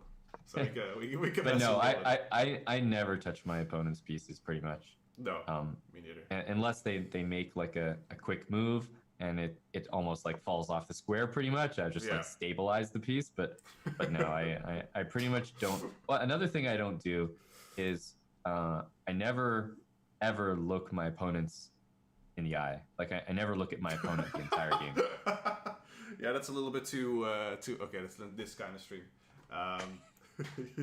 Well, a lot of people do that. You know, it's really common. I find to me, it's super weird. But making eye contact with your opponent to me is like one of the strangest things. Yeah, I never do that. Well, even though you have like some of these people who like stare into your soul, and I'm like, dude, go take a walk, take a hike, do something. I'm nervous. Stop doing this. Like he wants to, like after the game, he wants to hit you up, you know, buy you some dinner, take you to his apartment to play some chess, that kind of stuff. Right on. Can't be happening. Can't be happening. Okay, let's dive into the games, shall we? People are getting absolutely bored with this commentary. Gary versus Carlsen. That's the one I want to look at, and it looks like an early Sicilian where instead of the light square bishop pulling back to f1, which you see in these kind of openings, after rook e1, bishop f1, if a6 is more common, he's gonna trade this off. Very early trade on c6. Why does he do that? Yeah, I think bishop c6 is more or less the move. I mean, black is never going to play a6 unless the knight is defended, like e6, knight e7. Then maybe I'd play a6. Yeah. Or queen c7 potentially, but I don't think that I'm going to play a6 before then. So usually it's up to white whether you wait for the knight to get defended and then deal with a6, or you take the knight before it has a chance to be defended. So It looks like he just went for that option. Bishop takes, and we're getting a position that we've seen Magnus play like I don't even know how many times lately, but this has become pretty trademark Magnus as of late. This is a staple. Yeah, it's going to be an interesting game. We're going to come back to this later, ladies and gentlemen. First, we're going to go through all the games that there are. We have Ian versus Ding. Ian is always fun to watch because he plays so fast again. Actually, Ding played faster here. They're already 20 moves in. And Ding has more time than he had on the clock when he started, which means he played every move within 10 seconds. Right. Let's see how this one went. That's very impressive to me. Like, he truly must have this literally the exact position on a computer somewhere because, I mean, why not even take an extra couple seconds just to make sure? Yeah, exactly. He's like got, you know, supreme confidence. He's played what, 20 moves, more than 20 moves. 20 moves. Yeah, he's feeling it. Black is feeling this. At the moment, he is up a pawn. He's going to lose the d4 pawn later in the game, so there's not much going on. Very stable. I give white a slight edge because then I can go to d4 to f5, and I like this kind of positional plays. d6 is weak. Other than that, I don't really see something else. It's funny, if you take the b5 and b3 pawns and put them on a6 and a5, it's almost like his game that he just played against Harikrishna. Yeah, that's true. Pretty much the exact same position. And it's funny that now he's on the white side of it. So it's like he just dealt with knight d4 to f5 and he lost, and now he's maybe trying to arrange it for himself. He's like, hey, that's pretty good. I should try that as well. Not bad. Learning on the fly. I like it, Jeff. I like it. Let's go to the next one, which is Hikaru versus Fishy. Actually, not sure who has the upper hand between their matches. Do you have any idea? You mean in terms of head-to-head? Yeah, head-to-head. I don't think I could. You know, one guy which I never truly appreciate, like how good he is Anand. Like, you never appreciate how good Anand is until you look at some of his head-to-head scores against some of the top players. Mm-hmm. Like, Anand's not the type of guy that you think of having a huge plus score against someone else. You know, he just doesn't. His style is so like controlled. He's not like flashy, but he's been consistent for so many years that he actually does have some serious scores against some top players, but I just never know until I actually like do the research and check. It's like, wait a minute, he actually, he absolutely destroys like, Wesley, for example. I don't know if that's true, but I always find out some random stat about Anand every time I have to do some sort of research about him. Like, wait a minute, this guy, he holds like a number of these top players with winning records against them. Yeah, the man is, the beast from Madras, I believe. He has two nicknames, and I always forget it. It's the Tiger. The Tiger. Well, yes, that's the also Tiger from Madras. I call it the Beast from the East, because that also helps with it. And it rhymes, that's even better. Yeah, the rhyming helps. Yeah, helps for us. I hope everyone is having a good time in chat. We have everything solved according to the sound issues. We have Chess TV. We have people in the Twitch chats and other chats. And also G-Brazel, D-Web. We gotta give him some love. We actually have a username. I'm leaving Twitch forever. You're still here, buddy. And we're on all platforms. Go around. Go to Chess TV. Explore the world. And all that in between. Let's see. Yo, it's like I'm watching the same game a little bit. Yeah. When it popped over, it only... yeah, when it popped over, it only changed like a few pieces. Yeah, that's very weird. Okay, well, we just analyzed this one as well, so I think we can go on to the last game. Yeah, basically all we need to do is, trade the dark squared bishops off, and hopefully those guys, Wesley and Vidit, can dream one day of achieving the position of Naka and Vichy. Exactly. I mean, you gotta have your goals, and that's one of them. Look at that, Jet. Let's look at the last one, and then we're gonna see which one took our attention the most. This one is already ending. Not sure how this happened. Let's see. Well, I see the position on the board, and I see Aronian with white. And it's interesting because it looks like Aronian is going to be on the white side of a marshal, and he's almost always on the black side. So he knows is a thorough marshal player, like just through and through. And I have to say, it's always bewildering to me that the marshal continues to get played as much as it does, when more or less it's basically like a draw. Yeah. Like that's what it sort of worked out to be in recent years with the modern theory. Yeah. And yet it gets played all the time. And it's funny, I remember the last time that I said that, I think I was looking at Ding play the marshal with black, and I was saying the exact same thing, like, why does white go into the marshal? Like, it's just crazy. It's just always a draw, and then Ding lost. Yeah, you're like, what? So it's kind of, maybe he's trying to do a Petrov, like Caruana does. Petrov was also like a very drawish opening. It's a move 4, you're always like, alrighty, we're done. But he always wins with it. So maybe Aronian knows something that you and I don't. He's up a pawn. Right. I mean, here, like you said, he's up a pawn. Like, how can you really complain as white? I mean, black certainly has the counterplay. Like, there's no question about that. But that's in all martial positions. So the point is that if like B takes C3, bishop takes C3, white is really solid, and he's got a clean extra pawn that you can't dispute, really. Yeah, exactly. So Aronian, even though he's already 23 moves in, hasn't used barely any time on the clock. He's up a pawn. He's in a very stable position. Do you think he's going to take this one home?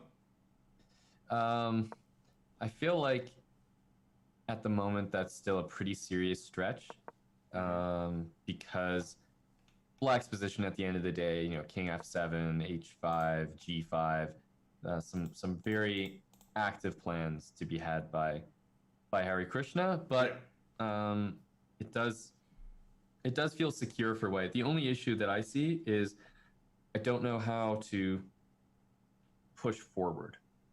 I don't know how to use my extra pawn, because I sort of need it on b2 to defend the bishop. So I'm actually probably going to guess that this ends up drawn as we sort of could have guessed maybe from the opening, but I think that the way that we get to that draw Aronian will be trying to see if he has chances. Exactly. So this is a very interesting one. Thomas Trainson says, from the Chess Shamed side, Classical Games, Hikaru beats Anand 8-2 with 21 draws. When it comes to Rapid, Hikaru beat Anand with 21-12, 43 draws. And when it comes to Blitz, Hikaru beats Anand 13-10 with 22 draws. So Hikaru is a clear favorite in the matchup, you could say, right. Based on the stats. Let's see, is that also the same with the position that we have now? The stats don't lie. Stats don't lie, ladies and gentlemen. Yeah, I was just gonna say, I'm not sure if it's exactly correct, but I feel like I like White's position just because I'm just looking at F4. Yeah. I'm a simple guy. I see a kingside expansion, I go for it. Dude, when you can expand, you gotta do it. F4. What's the idea of F4? Is it just getting the rook all the way to H3 or to G3, or is it just center control? I think it's more, in my eyes, it's more center control. Like, I'd like to play F4, E5, and then knight E4 to like D6 or something. Work that knight into the position, and exactly. You know, knight on D6 is pretty nasty. Also, F4 just controls E5, like just controlling the center.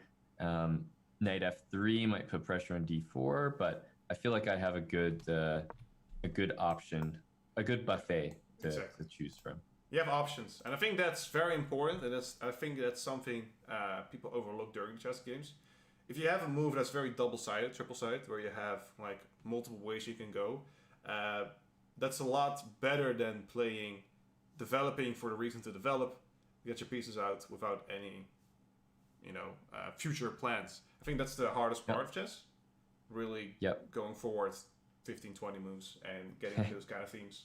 I mean, I do it, blink of an eye, but, for the usual crowd out there. I'm kidding, chat. I suck. Don't worry about it. You let me know plenty of times in the chat already. Yeah. If you need any more reminders, they'll definitely. Yeah, they'll be here. They're like Friends, but the series Friends. They're like that, but I'll be there for you to remind you of your flaws. That's how the song goes. Bit of a different theme song. Giro against Carlsen. Let's pop that one up because we just had an interesting move. E6. I think speaking of score lines against like head-to-heads, I'm pretty sure that Carlsen has a noticeable one against Giri. I think he has now. I think in the early stages, he was the only one that could beat Carlsen. He was like on the +2. Yes. But I think he's been wiped ever since the final years.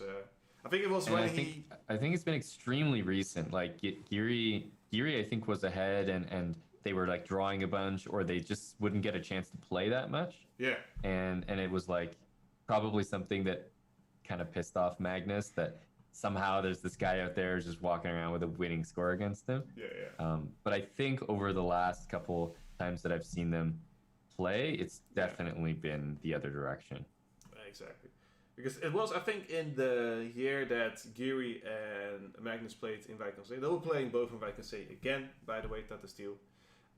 Giri went first with Carlsen because Giri did beat Carlsen. I think that was the first time. I think it was 2 or 3 years ago where he got a plus score.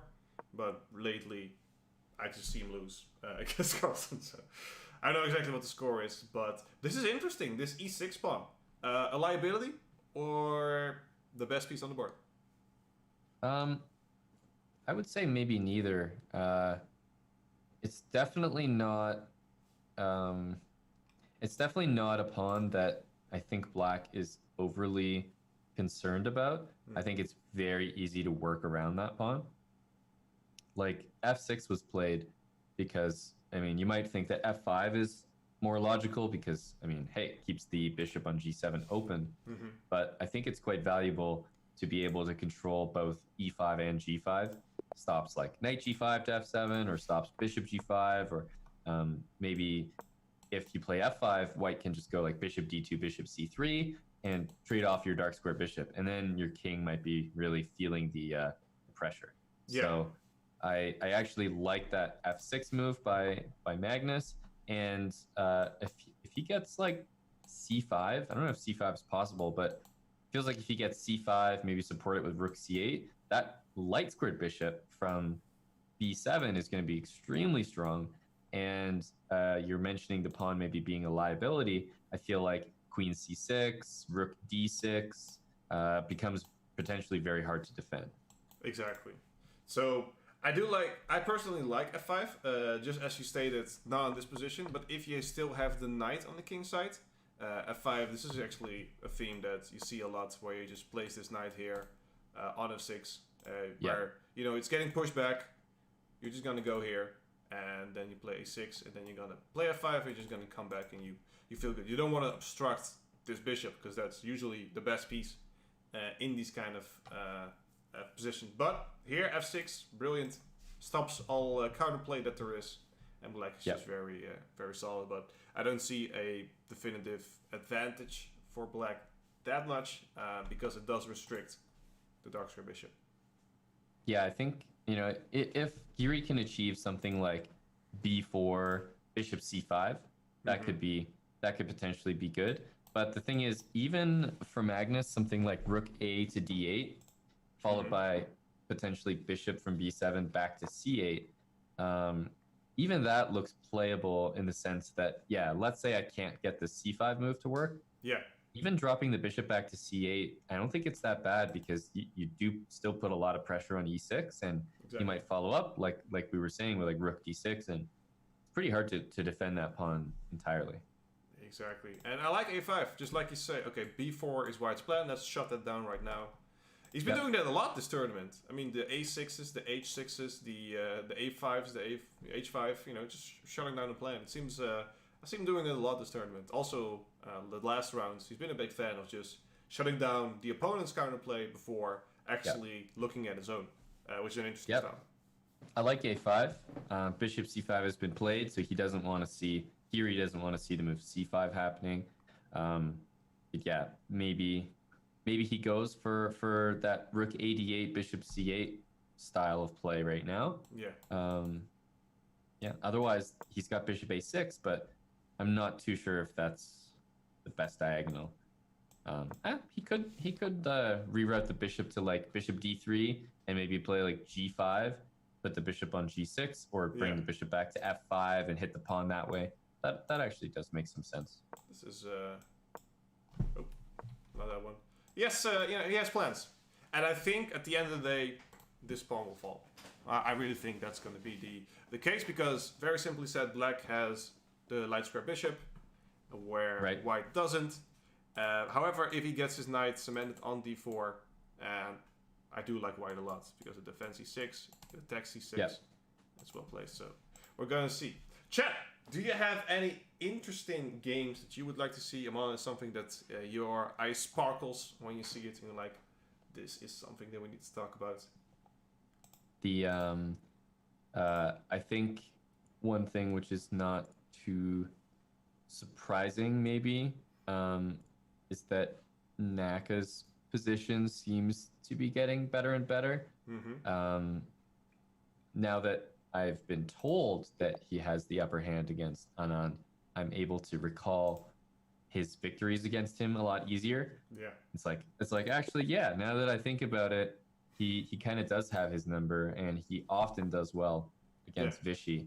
But I'm looking at the position that Naka has against Vishy right now, and I'm thinking that he's got a pretty easy ticket to a kingside attack. Just looks like everything sort of falls into place here. So black is actually, it's black's move now. He's actually forced to play f6 right now, because you can't have white play f6 in this position. Yeah, F looks pretty bad. Probably the only way to try to play, like, let's imagine here that black goes like, I don't know, something random, b6 or something useless, and then f6, bishop e6, and you would be hoping, not that white's going to do it, for f takes g7, and then you'd move the rook and say that, you know, maybe this pawn is kind of like a human shield. Still completely unbelievable, but even more to the point is that white is going to go queen f2 and queen g3 with the pawn on f6. And he's going to force black to play g6 and go for that typical mating idea. then we get this one coming in. Not now, because there is a liability on d2. But yeah, maybe queen f4 and yeah, exactly. Yeah, there's a lot of. So yeah, you're right. He did play f6, sort of had to stop that. But f6 also gives me a couple targets. Like I don't know, g4 is looking like yeah, exactly. And I would love crazy. to have this knight here on f4. That's such a strong square because you run d5. It's a long time, but I think white has the time to just reroute this knight all the way to either d5 or f4, or I don't really care too much about this pawn. You can have that. And because f5 is played, now my rook does have the ability to go to h3 because of this cutoff. And like you said, g4, g5. I like white. Yeah, I like g4. Maybe there's a more direct approach in terms of like just maybe increasing the pressure, but g4 looks like a fantastic move in every situation here. There's just nothing black can do about my g5 move. I agree. I like it, but I'm going to challenge you on it. I'm going to say, okay, I'm going to play rook f3 here. Black is going to play, I don't know, a5. He's going to attack. He's going to make something happen. I'm going to play rook h3.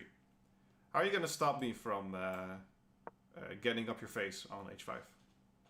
Well, I'll probably let you play queen h5 and take your knight at the moment. And then you can run away?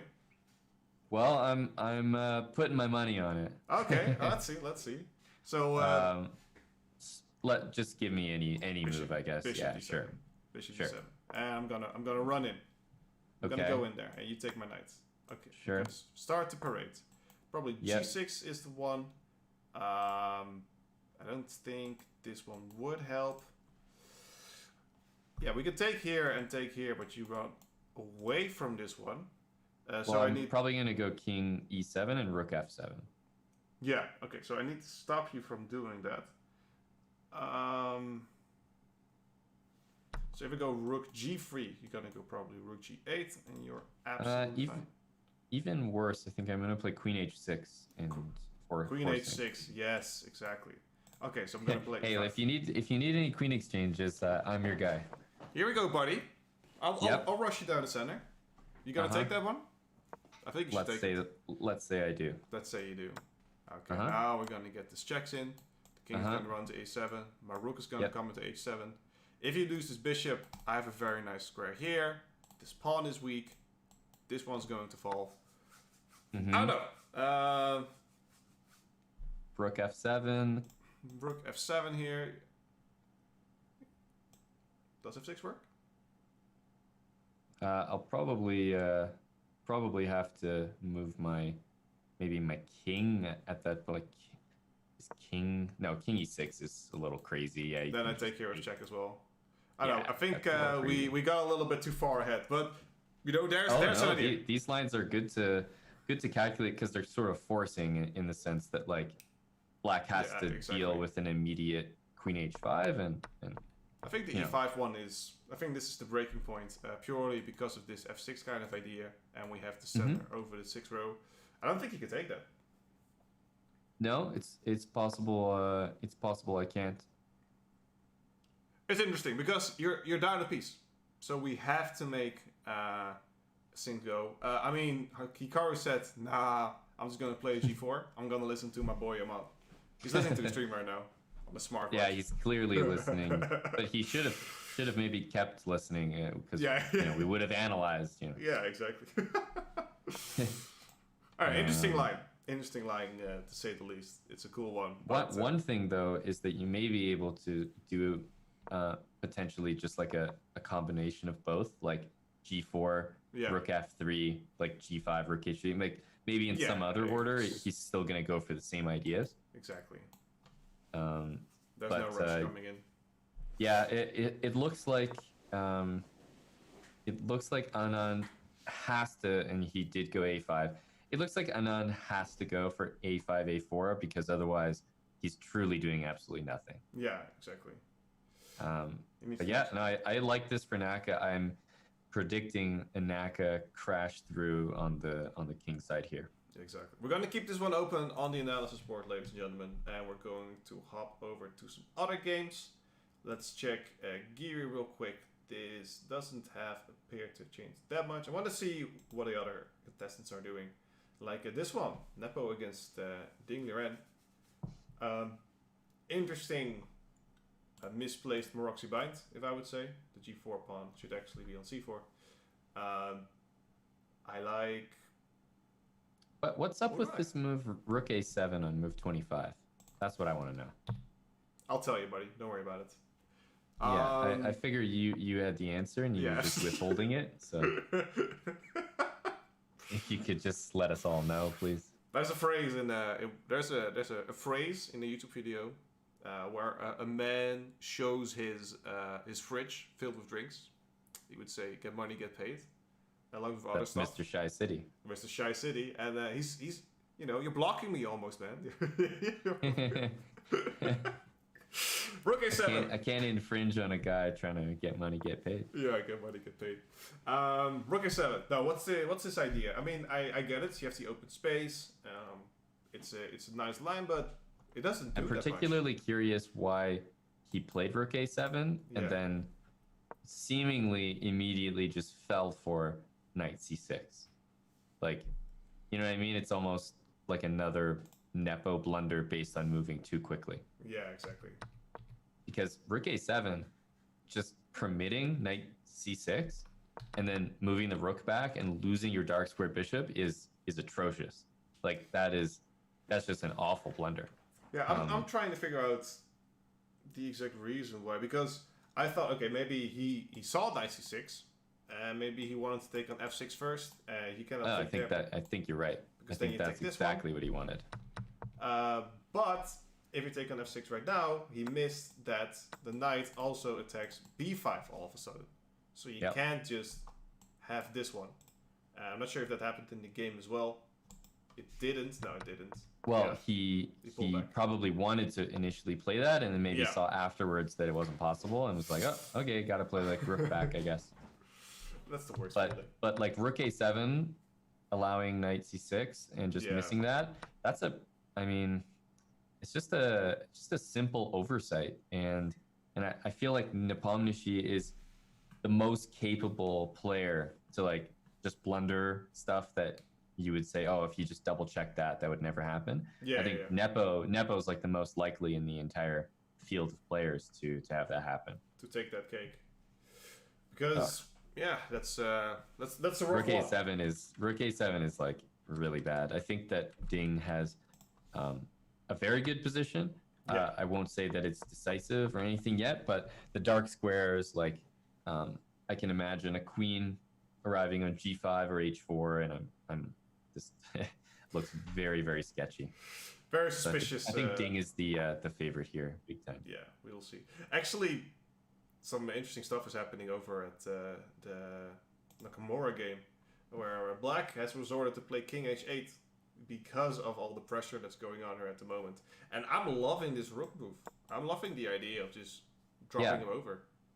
Yeah, it makes a lot of sense now.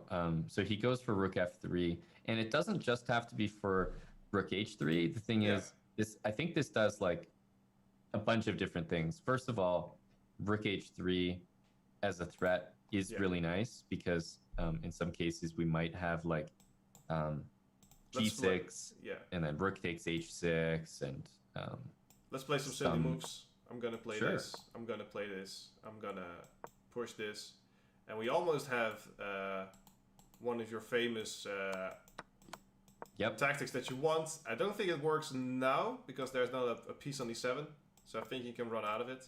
But still, this is a very it's a field day.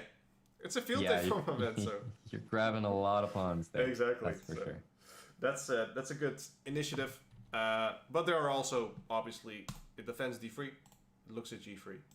It gets ready to double the rooks, and maybe also put the rook on g3 in front of the queen and use the battery.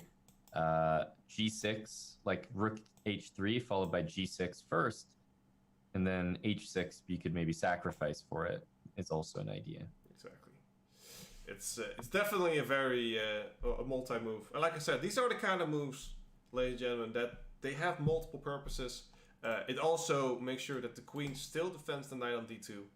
I'm not sure why he just doesn't throw him onto c4. I think he will later, because he doesn't care too much about this pawn. He will put That's all right. the pressure Yeah, I was going to say the other thing that the move does is it defends d3. So in the event of knight c4, queen takes b3, you wouldn't want like d3 to be hanging and then e4 hanging. Like your whole pawn chain could fall. So Yeah. I like that rook f3 also watches over that d pawn just in case. He's a Lord of Shepherd, watching over the pawns. I like it. The good man is doing his work. We're gonna leave this one open. This is a very. This is nasty. I'm predicting a win for Naka here. Absolutely. I mean, if Black had the dark square bishop, they would be saying, okay, he has some stuff. But the light square bishop is so useless at the moment. If I almost want to say, it looks like he has a lot of space, but he has nowhere to go. Yep. The f5 and e4 and d3 pawns are quite restricting. Very strong. All right, we're gonna leave this one open. It seemed to be a fan favorite. And let's see what else we have. We're having a look at the other competitor for the Grand Chess Tour, which is Aronian. In a bit of... So this is the Marshall that we were talking about. Not much going on. But it does seem like he's up a pawn at the moment, and that could get a little bit worse. Yeah, I guess he's still up that same pawn that he was up before, although he's made obvious progress because trading dark square bishops, even at the cost of a pawn, if that's what it ends up being, I think from earlier on, the way that he transformed from move 24 to move like 30, I think is quite impressive. He basically turned all of his pawns onto the light squares, so f3, g4, h4, h5, and he did it in a fairly methodical way that he was offering potential exchanges from time to time because he knows that Harikrishna shouldn't really be taking any of them. I mean, the guy's down a pawn. You can't really exchange your light square bishop for the knight because you're just going to lose the endgame. So I thought that those like expansive moves that he played, getting that pawn h5, once that happened, I think he has a pretty serious advantage. And the nasty move is h6 if he takes on b4. I guess that's the case. That's the idea. Okay, rook takes b4, h6 has been told. Yeah, this is looking very nasty. Obviously, cannot really take because the knight's going to come to f6, and then we're already into mating territories. Not something you want. You need to defend it somehow. Maybe g6. Well, that's also very nasty. That's the thing, though. It's just such a powerful move. Yeah, everything is. And so that's why he played rook e5. Like he knew he couldn't take part in that. No, exactly. And the other idea is obviously this knight could also find his way to d3. The bishop defends it fairly well now, but if you can get these rooks double up on e7, that's the idea. Black's in a world of hurt. We were talking about a draw, but based on this position, he's making it work. Like Aronian could. That's true. And this is devastating for Anand because now it looks like Aronian is taking the cake with the standings, with the points. Anand still he can be there in London, but he needs to start winning games. And what's the situation for the overall standings? Like how much time is left? Is this the final? This is the final one. Yeah. Okay. This is the final. So and do you know the difference between them right now in the standings? I think it's like around 15 points or something like that. It's wow. Okay. It's doable, but it's significant. It's getting significant now because he lost against Aronian. But again, we have Blitz as well coming up, and that could also be a huge if he pushes through on Blitz. Everything can change in Blitz pretty quickly. But Aronian is also at the bottom of the standings in India so far, right? Aronian at the moment, no. I'd have to check. Oh, let's pick up the standings real quick, ladies and gentlemen. I'm gonna have to put in this one, and let's look at the standings together. It seems like at the moment, he is at the bottom. He only won one game, which was against Anand. Yeah, that's what I was saying. I was like so surprised that he's right at the bottom, but yet he accomplished what is necessary. He beat Anand.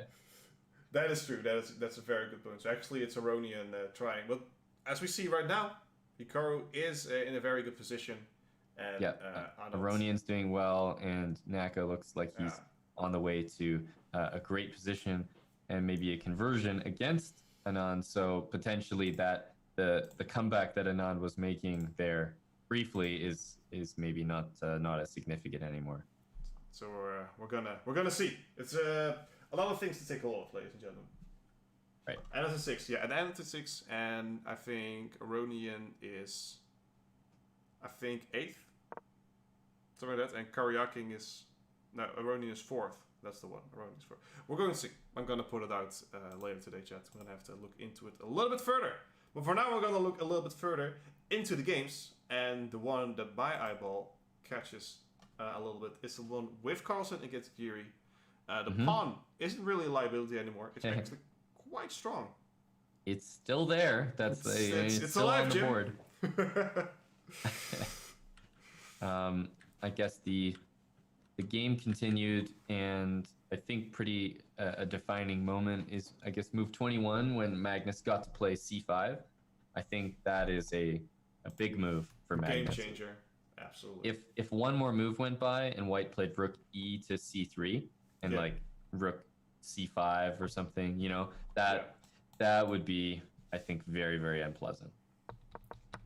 But he made it work with some trade-offs, and now we're in this position with that. Oh, have you ever played against people from the top 10? Well, let me actually bring up the top 10 on my screen here, because it changes so often. I think the top 10 now is not at all what the top 10 is necessarily even a month ago. Let me put it like that. Do you have a plus score against a 2700 player? 2700. Because I think Shirov is 2700 still. No, I think Shirov lost a lot of rating. I think he's like, let me check. I think he's like mid 26 or low 26. It looks like he's gained a little bit back. Yeah, he's up 12 rating or 11 rating this month, but he's 2666 right now. Okay. When I played him, he was 2693, so he still wasn't technically 2700. What kind of? I don't think I have a plus score. I have a lot of 50% scores. Yeah. But I don't think I have any plus scores now.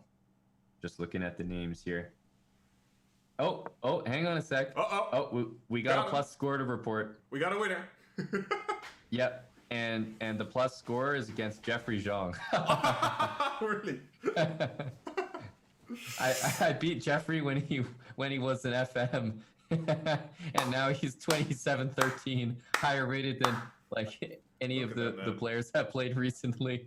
I'll take that to the grave. Ladies and gentlemen, the elite grandmaster Slayer. He is the nemesis. When they go to bed, this is what they nightmare of. Amon coming in here, beating them with their FMs. Against Jeffrey Zone. You gotta get them while they're young. My man. I still have a plus score against R2 Pipers. So that's my... I'm not sure if you know him. He's a Dutch IM. So I'm waiting for him to get 2700 as well. Yeah. You gotta make sure you beat a promising young player, and then maybe coach him up to 2700. It's your life goal. Just put it on a resume, Jeff. It's important. Yep. It's also nice to see Wang Hao doing so well recently. He had like this crazy success all of a sudden, because I played him. He came to Canada like once, and I played him and drew him. So I'm also hoping to boost him up as well. Yeah, exactly. So you can hey, see that guy 50% against him, and again, you want to have the top 10 filled with at least 50%. I like that. That's your goal. Poor Jeffrey. We love you, Jeffrey. Don't worry about it. Don't worry about him. Yeah, the only reason I'm happy about my score is I know I couldn't replicate it nowadays. Exactly. Okay, let's go for the. I don't think we have any decisive results. Just they're taking it slow. They're taking their time. I'm going for the games. It's important to realize that, in my opinion, Anand has made a serious comeback in his position. Whoa. Yeah, what happened? Let's go back a little bit. I think that Naka sort of misevaluated some moves. Yeah. It looked like pretty smooth. Rook f3 I liked. Takes g5, takes queen b6. Okay, Anand's bringing the queen back into defense. And then... Why king h1? That's my question. On move 25, he played king h1. Probably gets rook g8 in. Right. Okay, I lost you there for a second. Welcome back. Back now? Yeah, we're back now. Why did you play king h1? Yeah, I mean, to me, it's a bit normal. Like, yeah, I want to play rook g1, of course, you know, and bring the other rook. The only piece, really, that's not totally participating, but it does give black time to swing his pieces over with tempo. I'm not totally against it. I think the move that maybe needs fixing is queen g2, not king h1. Queen g2. Okay, that's the... Yeah. Not that it's like not that it's necessarily like a very bad move, queen g2. It's normal because, of course, you want to bring the rook there and set up the battery against g7. Exactly. But I think that he maybe just underestimated how strong g6 was from Anand, because Anand played that pretty quickly, g6, and it seems like it's quite effective.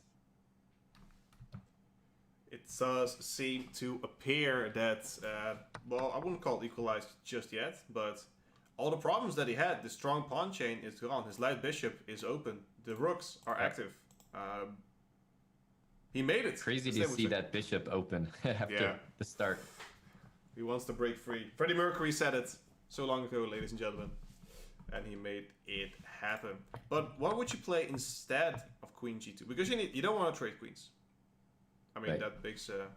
you want to put it on f4 so you can support e5, maybe? e5, e6?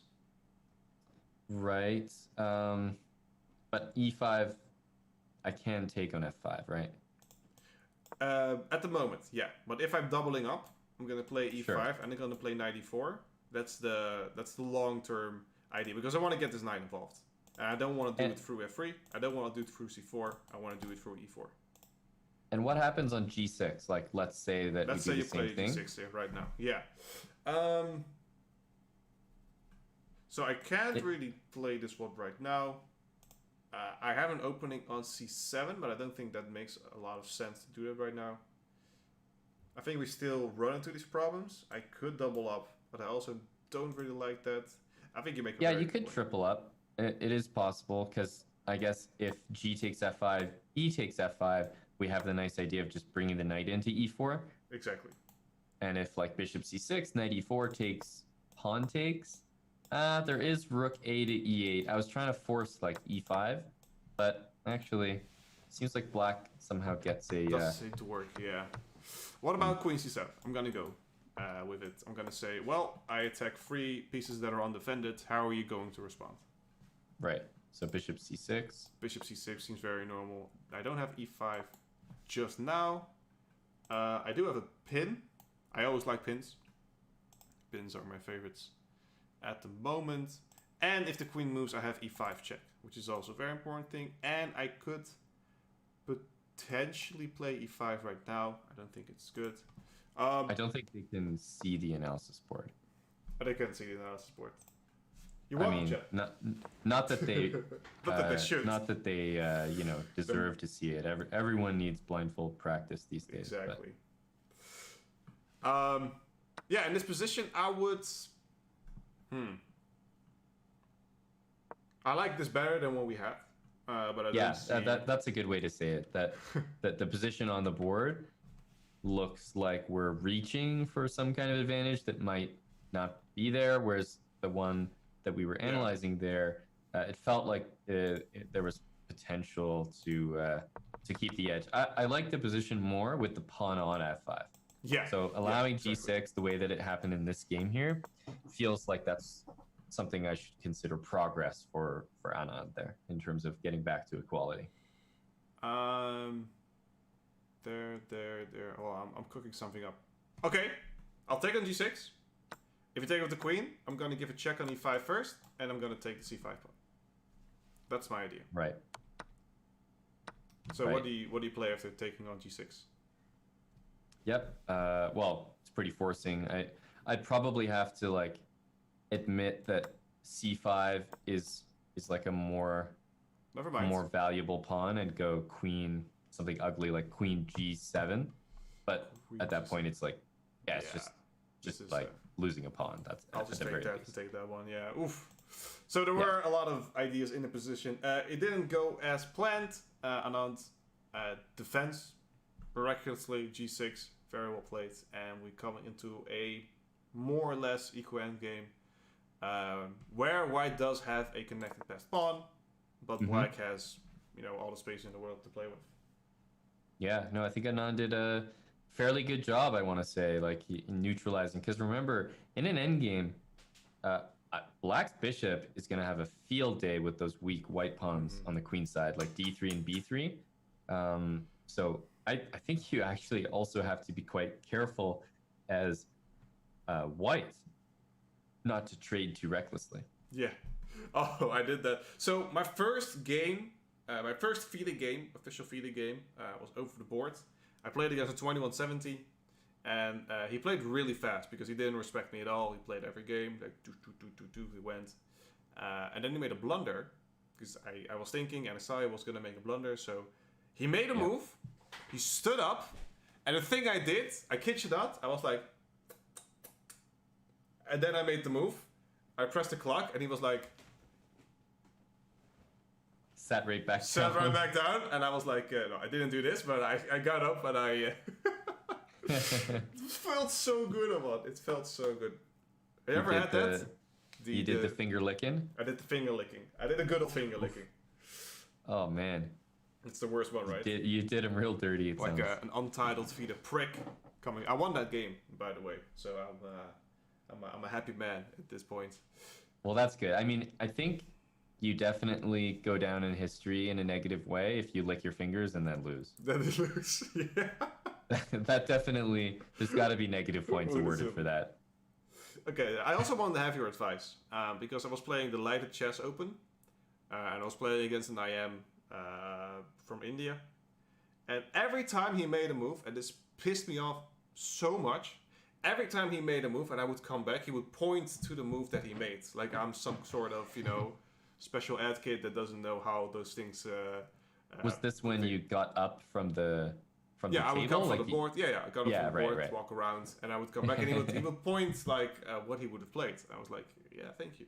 So I responded by every time he came back, I pointed out what I played. That was my response. But how do you cope with that? Because that really seriously grinded my gears.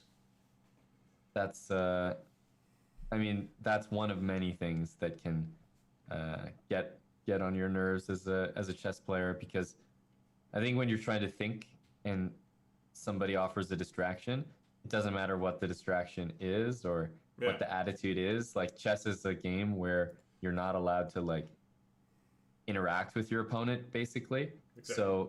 So like you want to like shout at him or like, go to his side of the table, but all the things that you'd like to do to react to situations like that, you're not allowed to do. So it can be quite painful at times. Have you ever had that? Did you ever had this? Do you have an opponent that you really don't want to play purely because he has some? You don't have to name names, obviously, but because of some physical thing that he does or stuff that he does that really bothers you. Yeah, no, there's definitely players like that. I always remember. I always remember one player in Canada who he would basically bring like a lunchbox to the board, so like a packed lunch or whatever, and he would basically treat the area beside the chessboard like a picnic table.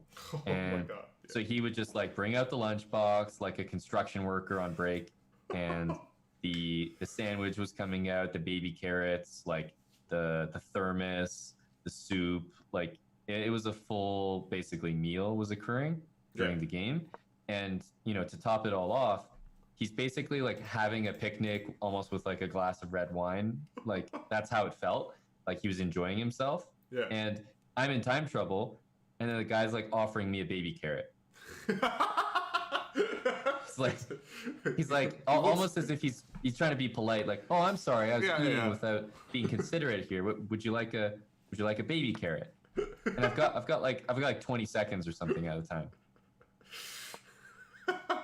It's like one of those the carrot. One of those people that they mean well, but they just have no idea what the impact is. It's so beautiful. I have this one person, and generally he's a nice guy, but he's bald, but he has hair everywhere.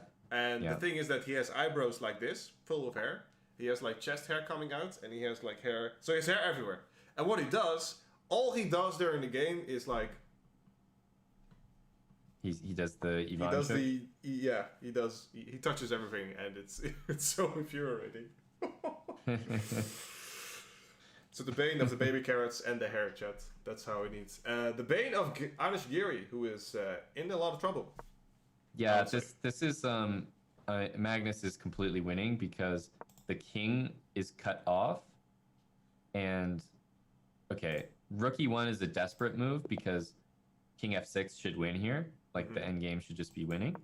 The reason he played rook e1 though is because if he ever does rook c1 and tries to bring the rook down the board, there's always d2 and rook e1 check and winning. Yeah, so exactly. The rook can never leave the last rank, and meanwhile black is just gonna bring the king in and just collect. So he tried to play rook e1. Obviously you cannot take rook e1, king f6. King f2 is your only move, but then you lose the pawn on e6. If you trade this one off, you're not even in time. He might resign here, by the way. You're not even in time to pick this one up. That's the... So, the e6 pawn. Liability. Never play e6, chat. I think we've learned. No, this seems like a lot of trouble that we have going on right here. As I stated, the rook e1 here. You have to play king f6, king f2. He just trades it off here, and you're not even in time to pick this one up. So it's how does the end game go? So king d2, king I don't know, c or d4. I would say d4. Probably d4, and then white's gonna go b3. Yeah. And now, I think it's just the simple, just putting everything in position. Play something like h5. I don't think you have to trade right now, and you'll get into... Well, it's not really a Zugzwang position because the pawns will push through. You have to pick the one up, so you have to be a little bit careful. Yeah, that's what I mean. So I go a3. You go a3 here, exactly. So how do we cope with this? I would like to play e5. I would say my pawns are faster than yours, but I have to prove it. So I'm looking at a breakthrough on the queen, on the king side here, and if that works. So I'm gonna say a5. You're gonna take. We're gonna trade it off, and I'm gonna say e4. You have to take. I think that I take and go b5. Do you have something like g4 to get this pawn breakthrough? Yeah. Well, you might have to because I'm evaluating e4 takes, king Hold takes, on, and then e5 h4 as a draw. Look at that, h4.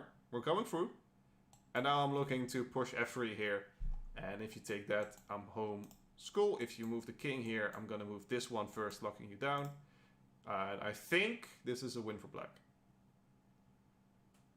with this pawn breakthrough. But he has to obviously carefully calculate it. We can play it a little bit faster, but this is all forced. E4 is forced. You have to take. It's forced. G4. You don't have to take this. But if you don't, I'm gonna play f3 afterwards. And if you're going to run towards it, I'm just gonna play king e3. And I'm just going to support this. So definitely. No, this and Magnus has like 4 minutes on the clock. Yeah, it's more than enough time here. I think we're going to see it on the board actually. So that's going to be exciting stuff. We did see b3, did see the king, and I hope he's going to play h5 and make this pawn push. It seems very. It also appears to me as though he could play like. E4 takes, B4, A4. And as long as I keep pawn, I think that after B4, black can play A4. And then basically leave my king on D4. And if you move the pawn, I go take it. And then if you take on D3, you can't just run to the king side because you've got that pawn on A3 that I'm going to queen. Yes. So okay. So I'm gonna play this one, just to show off. yeah, king d5. King d5. I'm gonna take. Well, I'll probably have to push you out all the way first. And now I'm gonna take. And now this is it's an easy endgame. Yeah, and now if you go to the queen side, I push my pawns. You go to the king side, I'll go take the a pawn. I should be faster. Yeah. And it seems like he's taking a hybrid of what we're doing. Because b4, a4.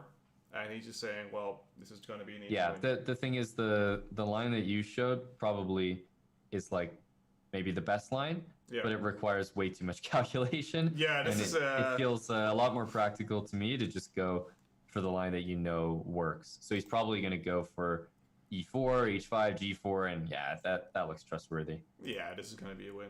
See, mine is more entertaining because there's sacrifices and stuff is going on. Balls are flying through the air. Chess players who have winning positions don't like entertaining. Oh. I know something entertaining. Liren has won against Nepomniachtchi. Well, the entertaining part was how he won, right? Yeah, exactly. That's not that's a poor choice of words. So we ended up around this side where e5 was played, and he traded off the bishops here. The knight went back, and the knight got into d3. The pawns were pushed. But the way that Nepo's playing, like, I think against Harikrishna, he just completely missed rook c2. Yeah.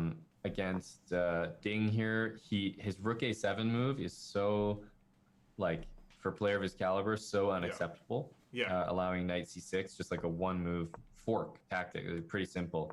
And then the way that he's playing, like, g5, rook h4, queen h3, it's all very speculative at best. So I dislike what Nepo did here because with the bishop on g7, you're never gonna make anything happen here on this square unless you get this going. Yep. So I'm gonna play some silly moves just to show off. So this is something you could get even with the queen. You need a lot of work first, but that's a lot of work. The bishop is just very, very safe in these kind of positions, and yeah, he went through this kind of idea. He didn't have anything else, so we can't really blame him. Yeah. But this pawns falling, everything falling, no attack to speak of, and Ding doesn't even take the queen, of course. No, he's just gonna trade things off the slow, easy way. He's up. He's up a nice pawn. It's not a huge advantage, but it's just because of this d pawn is it's a free pawn. And the end of the game is a full rook hang. He dropped a rook. Oh, Ian is not having a good time. Absolutely not. It's just a when it rains it pours type of thing. Yeah, exactly. That's heartbreaking. And it seems like they're now in this position. Furious, he's fighting back, but I think he realized. Oh, he's trying to get. You see this? He's trying to get it in some sort of zugzwang, but that doesn't work if you still have pawns here. No, not quite. He's got a3.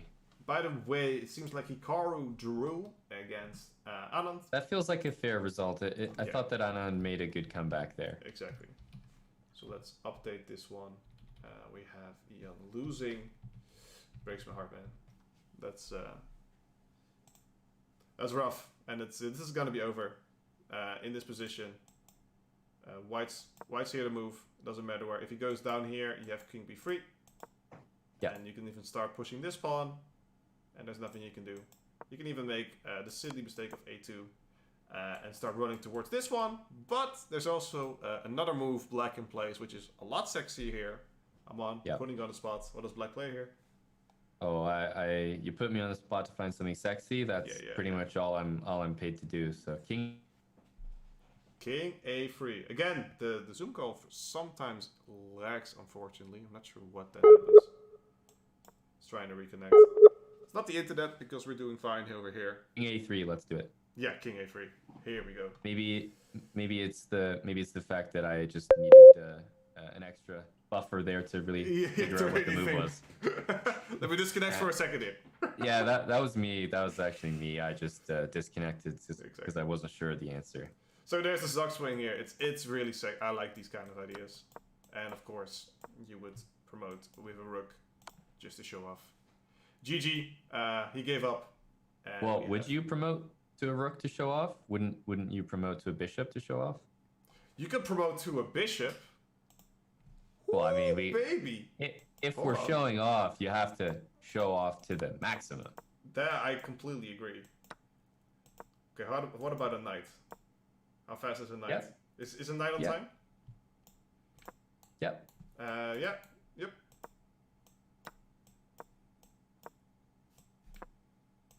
We have to maximize. There we go. Bonus points. You actually get 4 points if you made this kind of way, so that's what he was going for. Yeah, GCT rules. GCT. All right, let's go back to the scores where we see Geary taking a loss and Magnus extending his lead over Geary in this way. Magnus is on a roll, man. I think he won. Yeah, he's crushing right now. 4.5 out of 5 or something like that. 4 out of 5. He's crushing. He's very, very scary at the moment. He's a scary man. Is he a and nice guy? A lot of decisive results. I've been told he's a nice guy by Roeland yesterday. Oh, we have another. Do we have another one? No, I think we have 4 results. Results? Yeah. Wesley just beat. Wesley just beat. Yeah. Okay. I was like, I see another results. And I think Aronian is the only game ongoing, and it looks like he's winning right now. We wanna jump over to the Aronian game real quick to see the end of it. Yeah. Oh, this is actually quite interesting. That we have any more rounds today? Yes, we have one more round after this one. It will start in half an hour, 20 minutes. The next round will start. So we're gonna have a quick break in between, and after that we will show you that. But first we have Aronian. Harikrishna in a lot of time trouble. Let's not take that. Is this drawable? Can we hold this, Aman? I mean, barring assistance from your opponent? Yeah. No. I mean, like I think that if we look at it objectively or based on what I think is going to happen, definitely should be winning for Aronian. The time pressure is actually, it's not even like Aronian's in time pressure, right? Yeah. He's got 5 minutes. That's like an incredibly long amount of time. I mean, he's got more than enough time here to win this. So no, I think Aronian is going to convert this pretty easily. Yeah, we have in the chat, we have a bank saying that Carlsen actually won 4 times in a row. He drew his first game, and afterwards won 4 times in a row. That's pretty. It's pretty sick. 4.5 out of 5. That's a result he can come home with. He can say, "Honey." I'm not sure if he actually has a girlfriend at the moment, but he can say, "Honey, I did a thing today." That's always a good one to go home back. Now this seems. I think he does. I feel like he does have a girlfriend at the moment. Yeah, we'll see. Does Rook G3 just win? Let's put it on the board. For white or for black? Because either way, it's a well, it's white's move. So let's analyze. Let's analyze. Rook G3. Well. The guy who suggested that realized that the pawns are moving the other way. Okay. But then I have to say, why didn't you suggest F takes E3? Yeah. You're not making abort, dudes. Abort. You're not making it any better. You're savage, dude, and I love it. Yeah, we're gonna go Rook G5. This way it is fairly well. I think he just wants to get King F6 in, get the knight in, get this kind of mating net. Yeah, the mating nets are going to arrive here. Are developing. Ooh, exciting round. A lot of decisive results. Again, 4 decisive results. This is the kind of chess that I love to see and commentate. Fast, blunders, drama. Well, not really drama. I'll make my own drama. Is there a forced mate here? Yeah, I think knight G6 is forced mate on H8. And yeah, you can just sacrifice on F4 or on E6 to stop it. Yeah, the fantastic thing about bishops is that you can never like force your opponent to take them. So if there's ever a stalemate on the board and your opponent's got a bishop, I mean, there's the classic example of a king and queen against a king and bishop. Yeah. How easy it is to checkmate because you literally just ignore half the squares on the board and just play on the opposite ones, and it's it's the easiest thing to do. So again, like if you did knight g6 after king g8, black could go like rook e6 check, king takes, like bishop c4. You could try his best to invent some stalemate, but you never have to take the bishop. So it's a nice safety net. Oh, but it's easier. The queen and bishop, is that the easiest one? So queen and knight, it could be a little bit dicey. Queen and rook, like queen against knight. You mean queen against knight? Yeah, queen against knight, there's always, bad things can happen. And queen against bishop is extremely easy. Exactly. Okay, in some ways, actually, queen against bishop, in some ways, I would argue it's like easier than queen against king, because you never have to worry about stalemate. So if you're just trying to pre-move, you can pre-move the entire mate probably. Dude, I love my bullet games, like when we're playing online. By the way, chat, you see under here, where the shamelessly plug ourselves, at Bigfoot and Nell for Twitter. On my end, at Amon Hamilton. Amon, where can they find you? Because you're a streamer, I've been told. Where can they find you? The last 3 weeks would prove otherwise. I have to reestablish myself on the scene here. But my name is unique enough that I'm pretty much just my full name on most platforms. So like Instagram, Twitter is just Amon Hamilton, and then obviously the Chess.com stream is where now that we're back, you can find myself as well as Eric a lot more often now. Awesome, man. My own Bigfoot and Nell on Twitter and twitch.tv/Bigfoot for the Dutch thing. Also, Amon, I'm calling you out on this. I put a TV behind me, and I saw like a few weeks later, you guys put a TV behind you on the wall. Have you ever used that one, actually? We have, I think that we tried to fiddle with it, and it looked a little weird on camera, the color saturation or something. So we've been since playing around with it in the background. So we actually had a plug that's built into the wall, and that was there when we first got this place. So for a year. And when we first saw it, we were like, oh, perfect. I can envision that there's going to be a TV there, right? I was envisioning the whole thing. But you're right that we definitely were extremely lazy on putting it up, because it only happened extremely recently.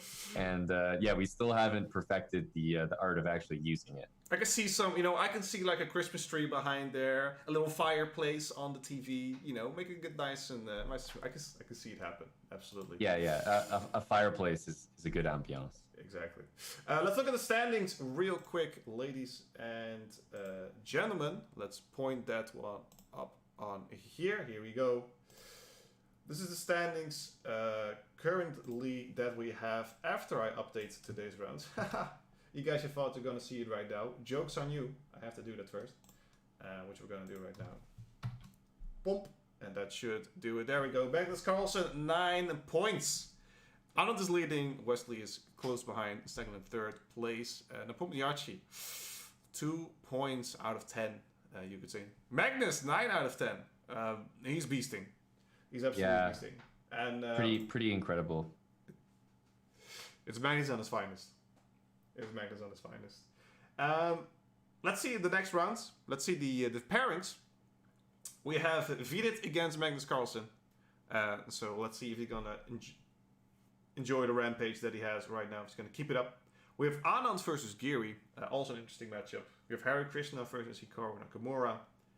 Ding Liren versus Aronian is gonna be an interesting one. And Wesley So against Nepomniachtchi. Let's see how that one will follow through. Interesting matchups. I think Magnus is going to take the cake, and I think we're going to see a very nice end to the final round of today. What are your thoughts on the thing so far, Amon? Well, we've experienced 10 games and 2 draws, so I have to say it feels like we're quite spoiled. That's it's really nice to see some blunders. It's nice to see some brilliancies, some beautiful games being played, as well as it seems like everyone, whether it's in Nepo's case, it's kind of in a bad way, or in Magnus's case, it's in a good way, but everyone seems to be capable of pretty much every result, which is nice to see. So poor Nepo is struggling, but everyone, there has to be someone at the bottom of the table. Magnus up at the top. The way that he's playing and the way that he's winning right now is really reminiscent of the Magnus that feels unassailable. Like when he's playing like this, it just feels like he can't make a mistake. Exactly. It seems like he's untouched.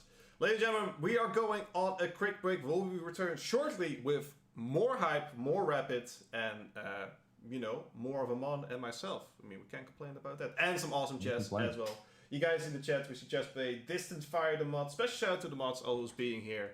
We enjoy your presence as well. Hell yeah. What's up? Platforms. Distant Fire, Chess Bay. Hello. Beautifuls. We will be back shortly, chat, with round number 6 of the Grand Chess Tour in India.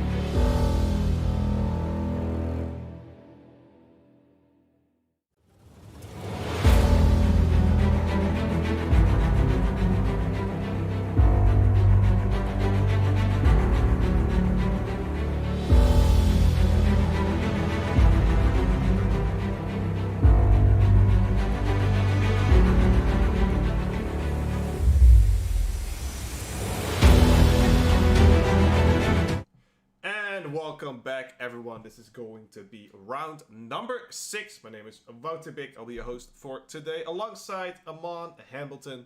He's back in action, even though it's 4:30 a.m. Where are you at right now? Yeah, Calgary, West Coast, Canada. No problem though. You know, we're battling through. We're blessed. I think I would be asleep if the games were less interesting. Put it that way. Yeah. It's not that. Actually, if you look at the cam, I look way more tired than you do. So maybe we swap places in that regard. 4:30 a.m. and he's still here to entertain us, ladies and gentlemen. It's an honor to sit by your side again and to get these things rolling. And I am actually especially excited for the game of Ian Nepomniachtchi, because the man that has nothing to lose will play crazy chess. That's how I always see it. Magnus last GCT, he just started playing. I remember it quite well. He played something like this. This was he played like a Petrov. I have to hold on. I put it on the analysis board, so other guys can see it. Or I can just do it on this one. I remember seeing this opening. Right.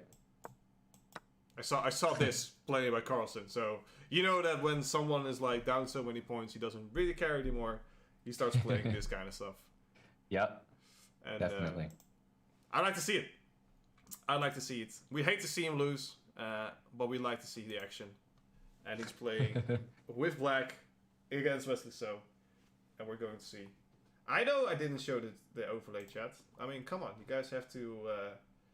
You have to enjoy the fact it's working on your blindfold chess over there. Well, I mean, the fact that they can't see the position and they're complaining just shows how much work they still need. Exactly. Disgusting, chat. So yeah, this is what Magnus played last GCT when he was actually losing in the Rapid and Blitz, and he just wanted to have a little bit of fun. He played this kind of Petrov with taking on f7.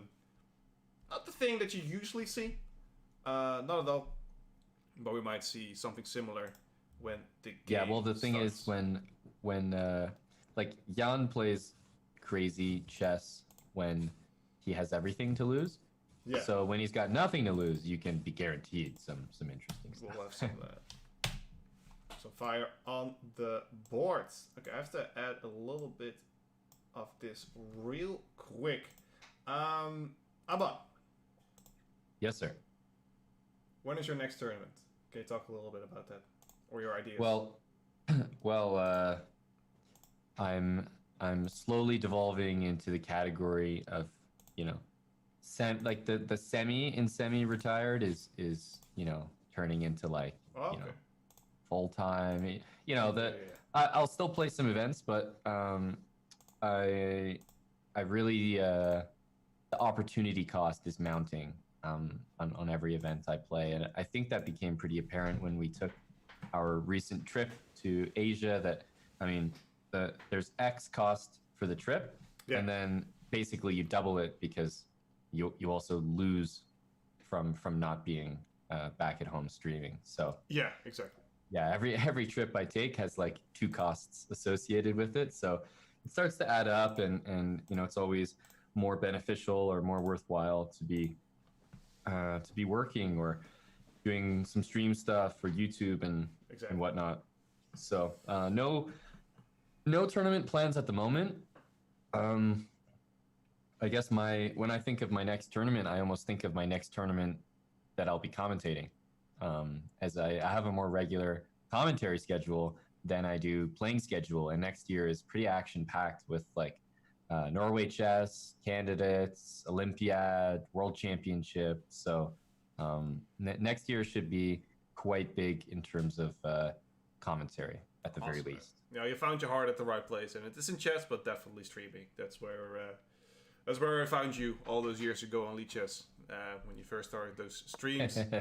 Yes. What is your next big commentating thing? I mean, this is big, obviously. Well, I mean, the candidates is huge for like the chess world, for every channel who decides to cover it. Mm-hmm. So candidates, it's usually, I guess, like March is definitely the biggest one on the horizon. I mean, there's a few tournaments before that, but I think candidates is basically the next big one. I would say candidates is, in some ways, well, in a lot of ways, more exciting than the World Championship match. A lot of people have the opinion, sometimes myself included, that the World Championship match can be just very boring. Like I'm extremely invested in the result, but sometimes like watching the games is not very interesting. Whereas all the pressure is on in the candidates. Yeah. So I find that tournament specifically to be one of the most entertaining. It is, especially if you think of the goal. For me, entertaining are these Rapid and Blitz events because I like to see people lose. I like to see blunders. I like to see action. And candidates, there's so much going on, so much preparation, so much stuff. And it's definitely the peak of standard tournaments, I would say, the classical tournaments. Even though some people would say, Vikings is the Wimbledon of chess. That's definitely true from an open tournament kind of view standpoint. But the candidates is just, on the next level. Yeah, it's something different. Let's see what we have over here. Is there one game that you actually want to watch up close, something that piques your interest? I'm looking at Ian right now because he always plays the first 30 moves in 12 seconds. So we got something to talk about. It also requires his opponent, though, to match him in terms of speed. That's true. One of the, dare I say, surprising things is Magnus's opening. Okay. He's playing the Tarrasch, it looks like, which is I don't know how the current standing is of the Tarrasch right now, but I always feel that it has a slightly dubious reputation. Like, you can justify just about anything with a computer these days, but I always felt that this was supposed to be something that White is happy to see at the very least. Yeah, exactly. How's he going to? So it's just an opening. It's not really forcing. It's like a French. It's not really forcing. You know exactly what to do. I mean, for all those French players out there, I just insulted. It's not really that challenge. It's easy to play against. That's what I wanted to say. Right. Yeah, I mean, for White, it's pretty much just E3, Bishop, E2. Yeah, but if you look if you look back at Magnus' style, this tournament especially, what he does is shutting down the opponent. That's what he does. Like every time he shuts down the opponent before making his own advances. A3. I'm expecting A6 and H6 on the board real soon. Yep. Well, actually, Bishop G5 is already played, but you get my idea. So this is actually an opening that falls into his style. He's not, forcing any opening ideas. He just says, okay, play your thing. I'm going to play passive. I'm going to make you let the moves. And after a while, I'll just lock you down. And then we're going to make my thing. It's going to be around move 25 where we're going to see that lift. So, interesting to see. Speaking of all that we just said, I really feel as though the move E3 by White on move 7 is like categorically better than D takes C5, and yet D takes C5 was played. So I think that I know that I'm missing something, not Bidit. Yeah. Incredibly well prepared, and especially, by the way, when you work as a second for someone, I think it just turns you into an incredibly well prepared player. Absolutely. As a whole. Like you can't just be like really good at working for somebody and then not be prepared yourself. I think it just kind of makes you well prepared in general. So I'm just surprised, because the bishop hasn't moved right from F8, and it definitely seems like Magnus is getting the standard isolated pawn position that you could hope for from the Tarrasch. Okay, so he's happy with what he has right now. I'm interested to see what the idea is. Maybe he wanted to open the C file for some play. Maybe he didn't want the bishop on E7, so he can start fiddling more with D5. These are all ideas that we will see rise during this game. Interesting to say the least. Let's go through some other. Let's look at our boys Anand and Giri. This is not a position that's unknown to Anand. Also not a position unknown to Giri. The E4, E5. This is one thing I asked Roland yesterday. I always see people play E5 against Anand. Always. Like nobody ever plays like D4 or like D5 or like Arnold Grunfeld or whatever, G6. It's always E4, E5. Is it because it's a safer. Like, what's the idea? Do you know what I mean? Is it? Am I just talking crazy or? Well, I think that everybody in the top level, whether or not they play E4 or D4 as their main weapon, can sort of evaluate or admit that just principally or according to evaluation and the types of openings that arise, E4, E5 is just the like E4 is the better starting move and E5 is the Better best response. Yeah. So unfortunately, like it's kind of like if you I don't know, like play blackjack or something, and you as an instinctive sort of natural player may want to act a certain way based on the cards on the table. You might be like, yeah, you know, every time I get these cards, I usually double or hit or something. But then you got the guy standing beside you who's crunched all the numbers, and he's like, yeah, you shouldn't do that. Yeah, exactly. And it's like you can't argue with him because he's right, but at the same time, you know, sometimes it's nicer to play a different way or yeah, just play the way you want. So yeah, that's how I feel about like E4 is just like the stats all point to it, yet it's like sometimes it does feel like you know, you see it like way too much. It's a nice analogy. I like it. Do you visit the casino?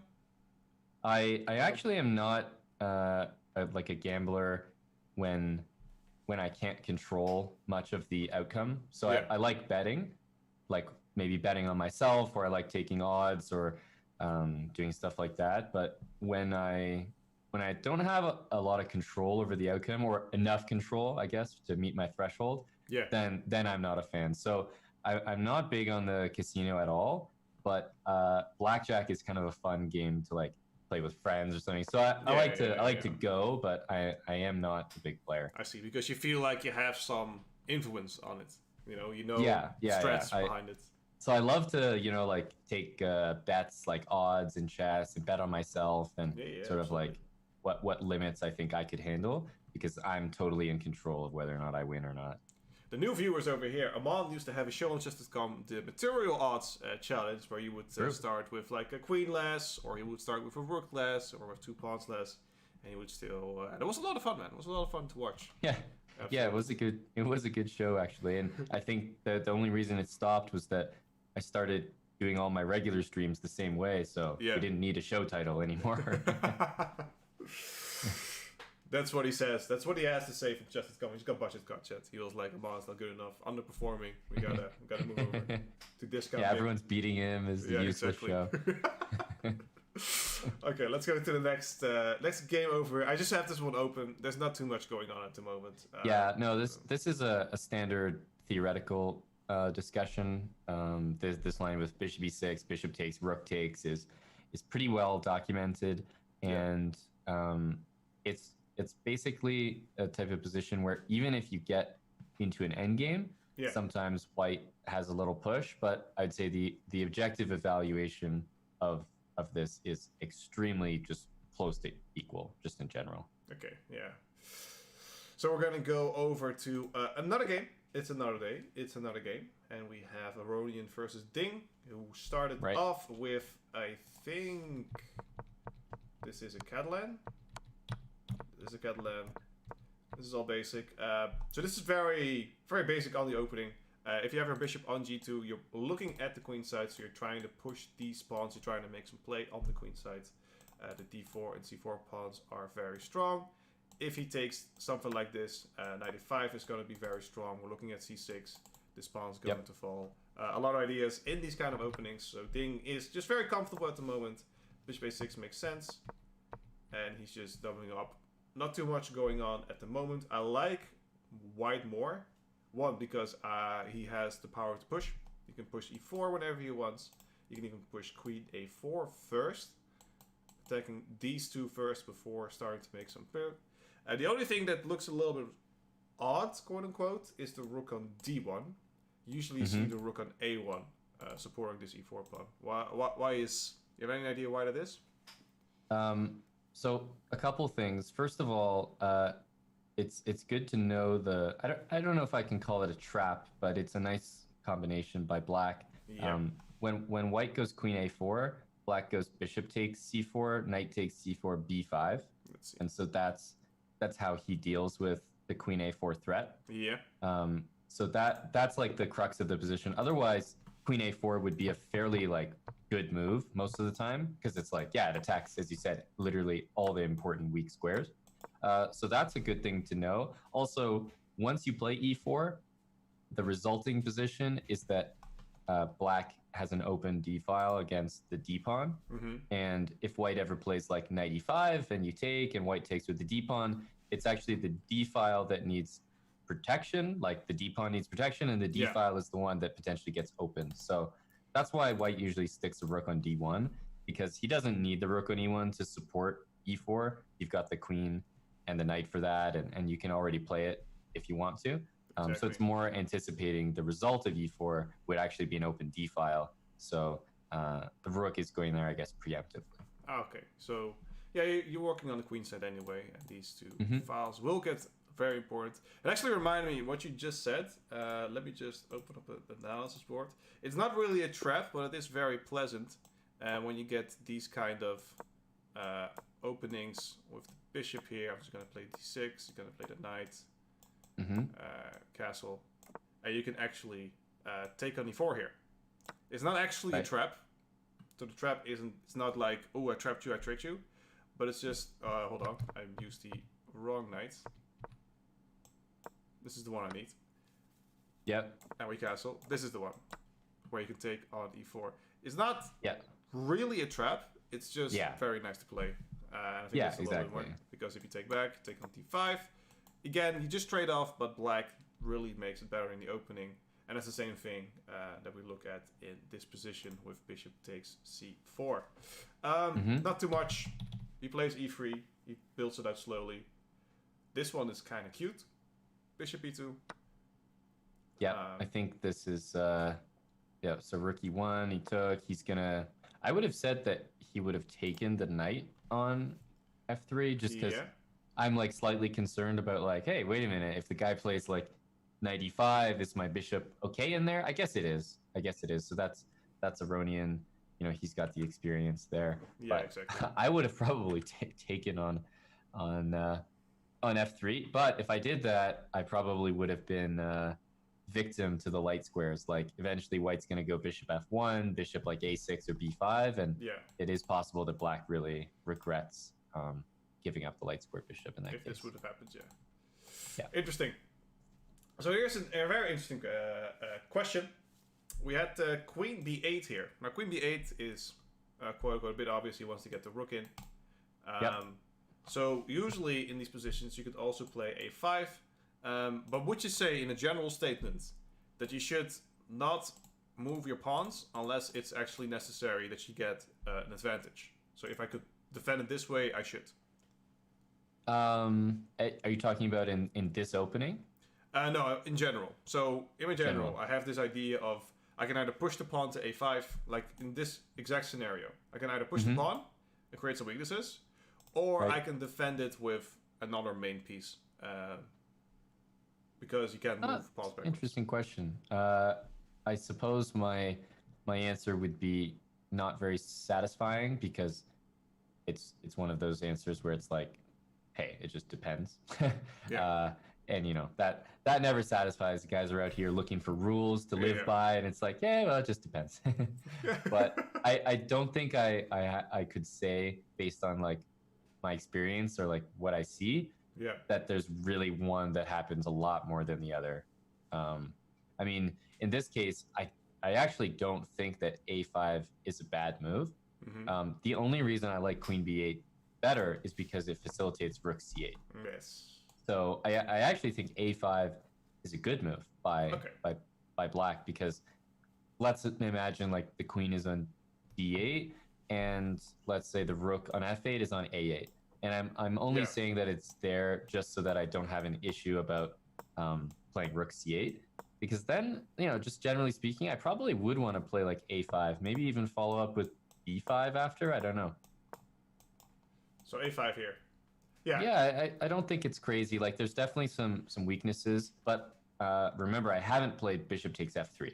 So if I give up my light square bishop, then I completely regret a5. But but as long as I don't lose that bishop for a knight or anything crazy, I think there's some merit to a5 as well. But a5 also has the idea. Sorry for cutting you off. Has the idea that if this bishop gets pulled out for whatever reason, this guy over here, actually a very nice space. Maybe before now, I mean there are some issues, but pushing your pawn to get your bishop back is not an uncommon idea. You see that a lot where people push their rooks this way and then retrieve their bishop back to c8 because finally I have my rook in place and I can pull I can pull out. You need to know when to pull out. Well, speaking of pulling out, I think it's a great move right now. Oh, and it's on the board. Bishop a6, yeah. Supporting rook c8. Looks good. Exactly. So you got to go back to e4. Looks good. Probably go back to e4. We're going to keep an eye on this opening, ladies and gentlemen. We have a few games we haven't watched yet. One of them is, Wesley against Nepo we did, so we'll go back to that later. It's everyone's favorite American, Hikaru Nakamura. It's between him and Elon Musk, who's my favorite American, obviously. Obviously, could only be two, though. It seems pretty dry. Let me put it like that. Yeah, first of all, the Aronian Ding game I think is probably gonna work out to a draw extremely soon, and then this Naka game. Yeah. I think looking at this that Naka has an awful position. He has a pawn, but I haven't specifically seen a Catalan that looks exactly like this because it is normal that White ends up down a pawn by way of b3 and take. Yeah. But somehow the way that this game progressed after that was just amazing for White. Like this looks like a dream for White's pieces. The bishop on b2 is going to be so strong after a move like d5 eventually. The a pawn requires attention at all times. The c pawn probably will as well on the c file.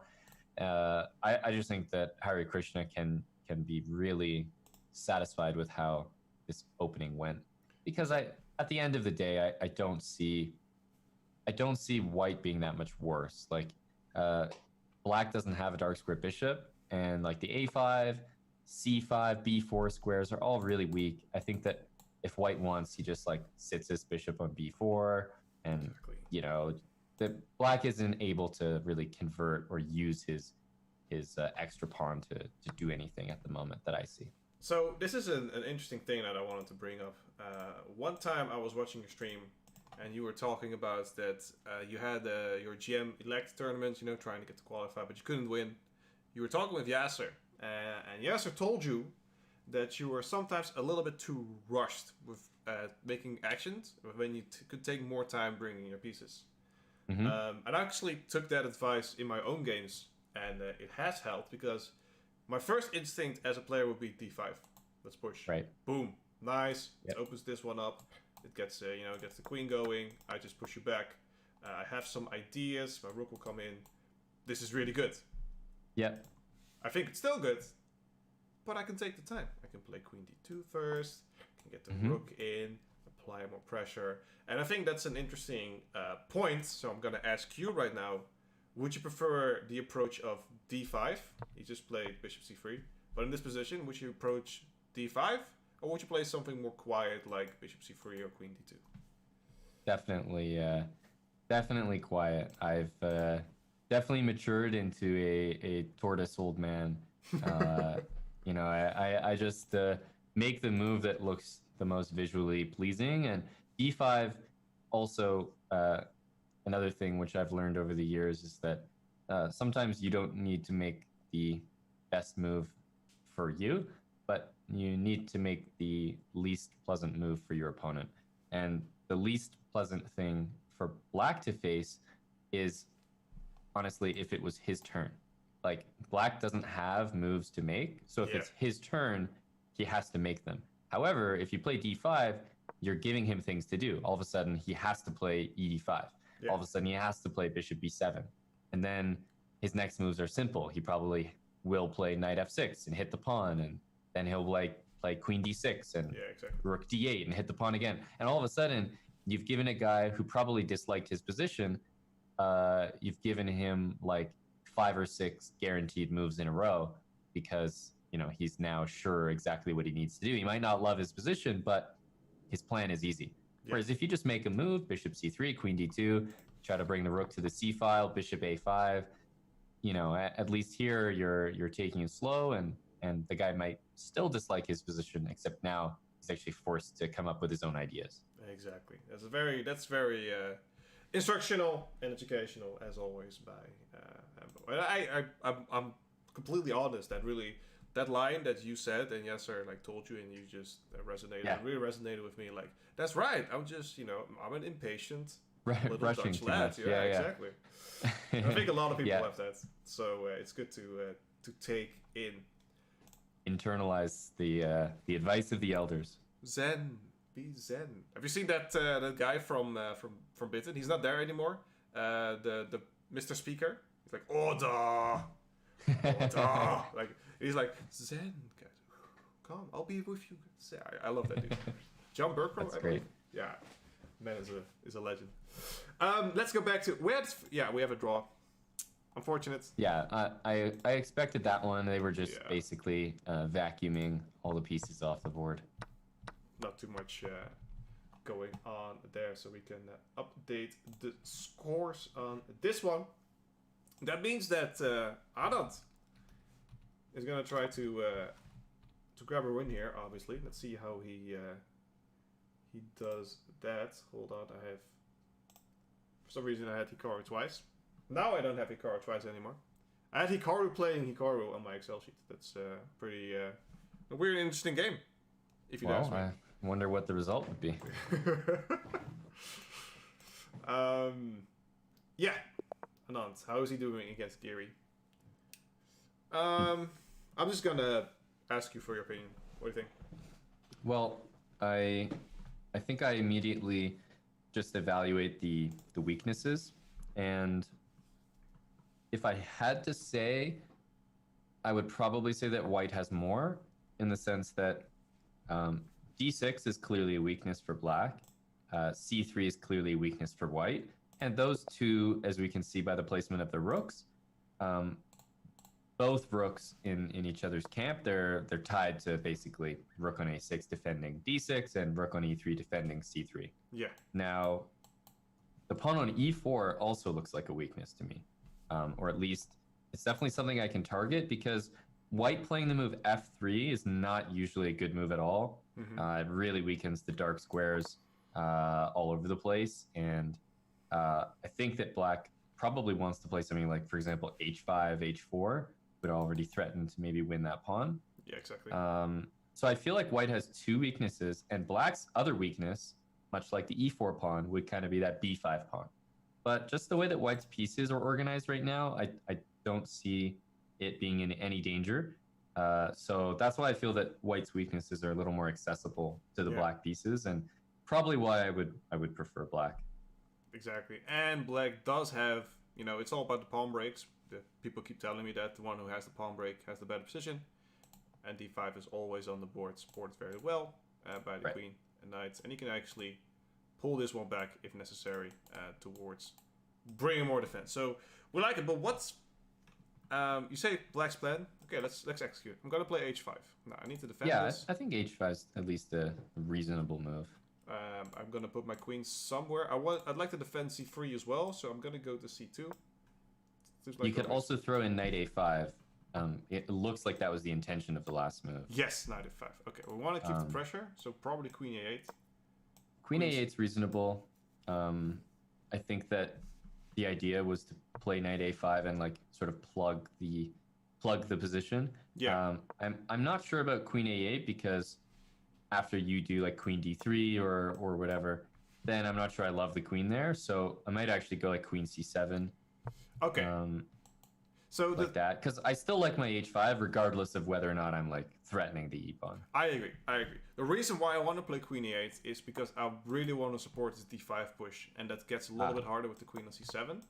If I would play...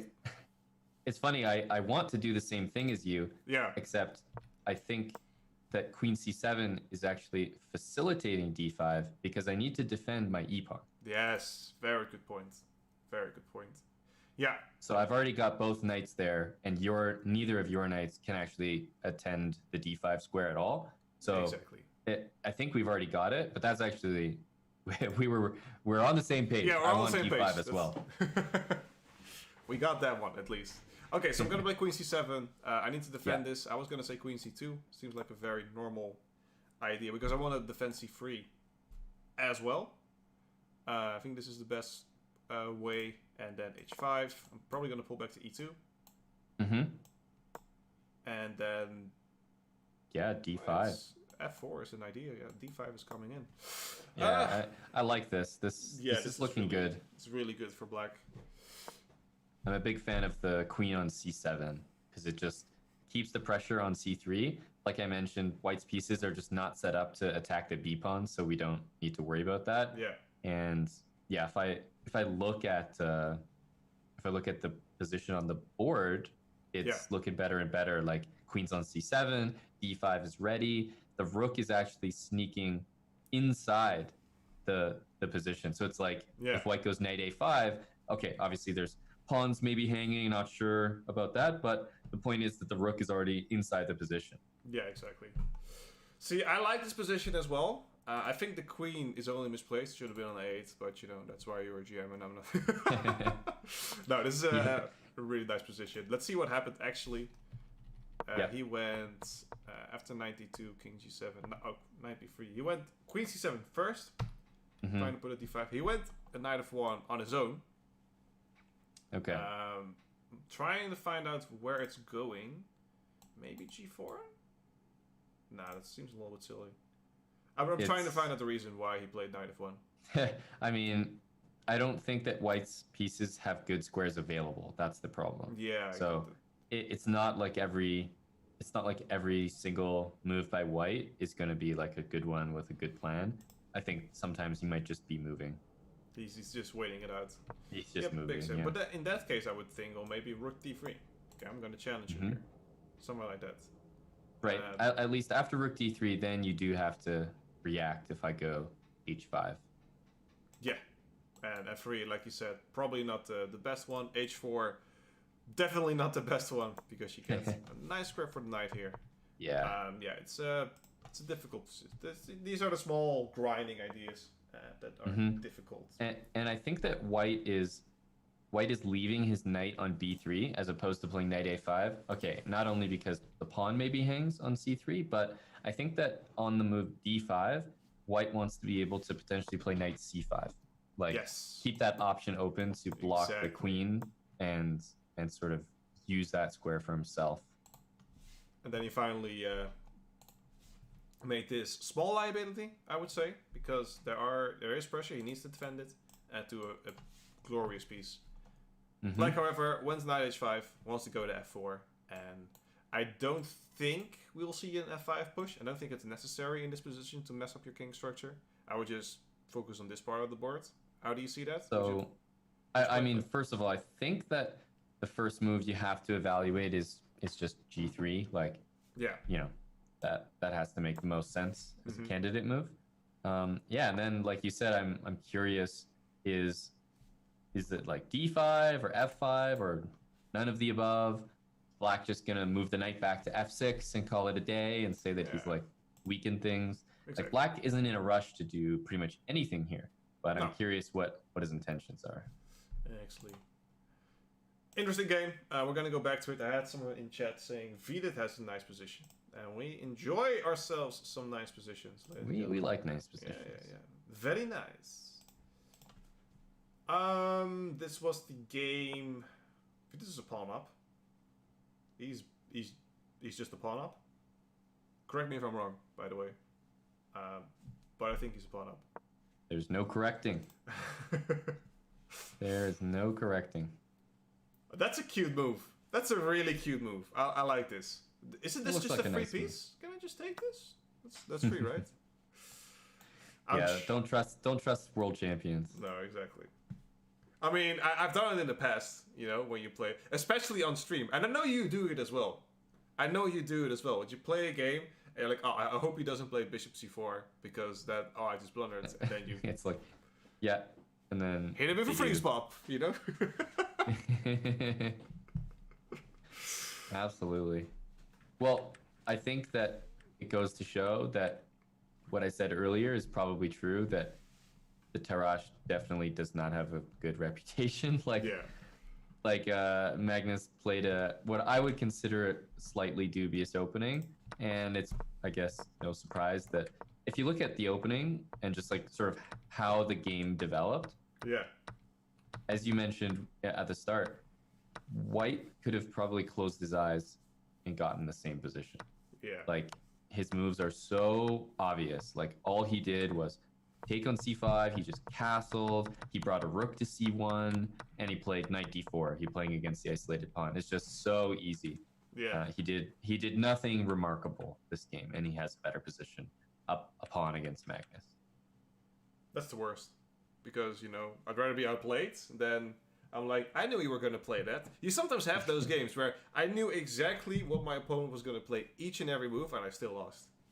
Those are the worst feelings.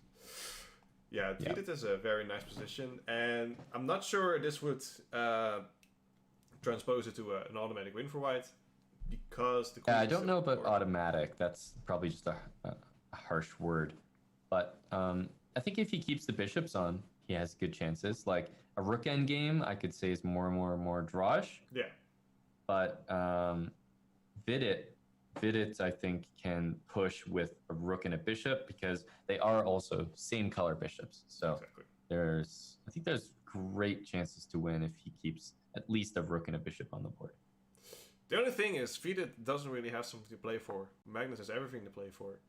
I think he will try and push this and not settle for a draw. I'm not sure whose favorite they will be in.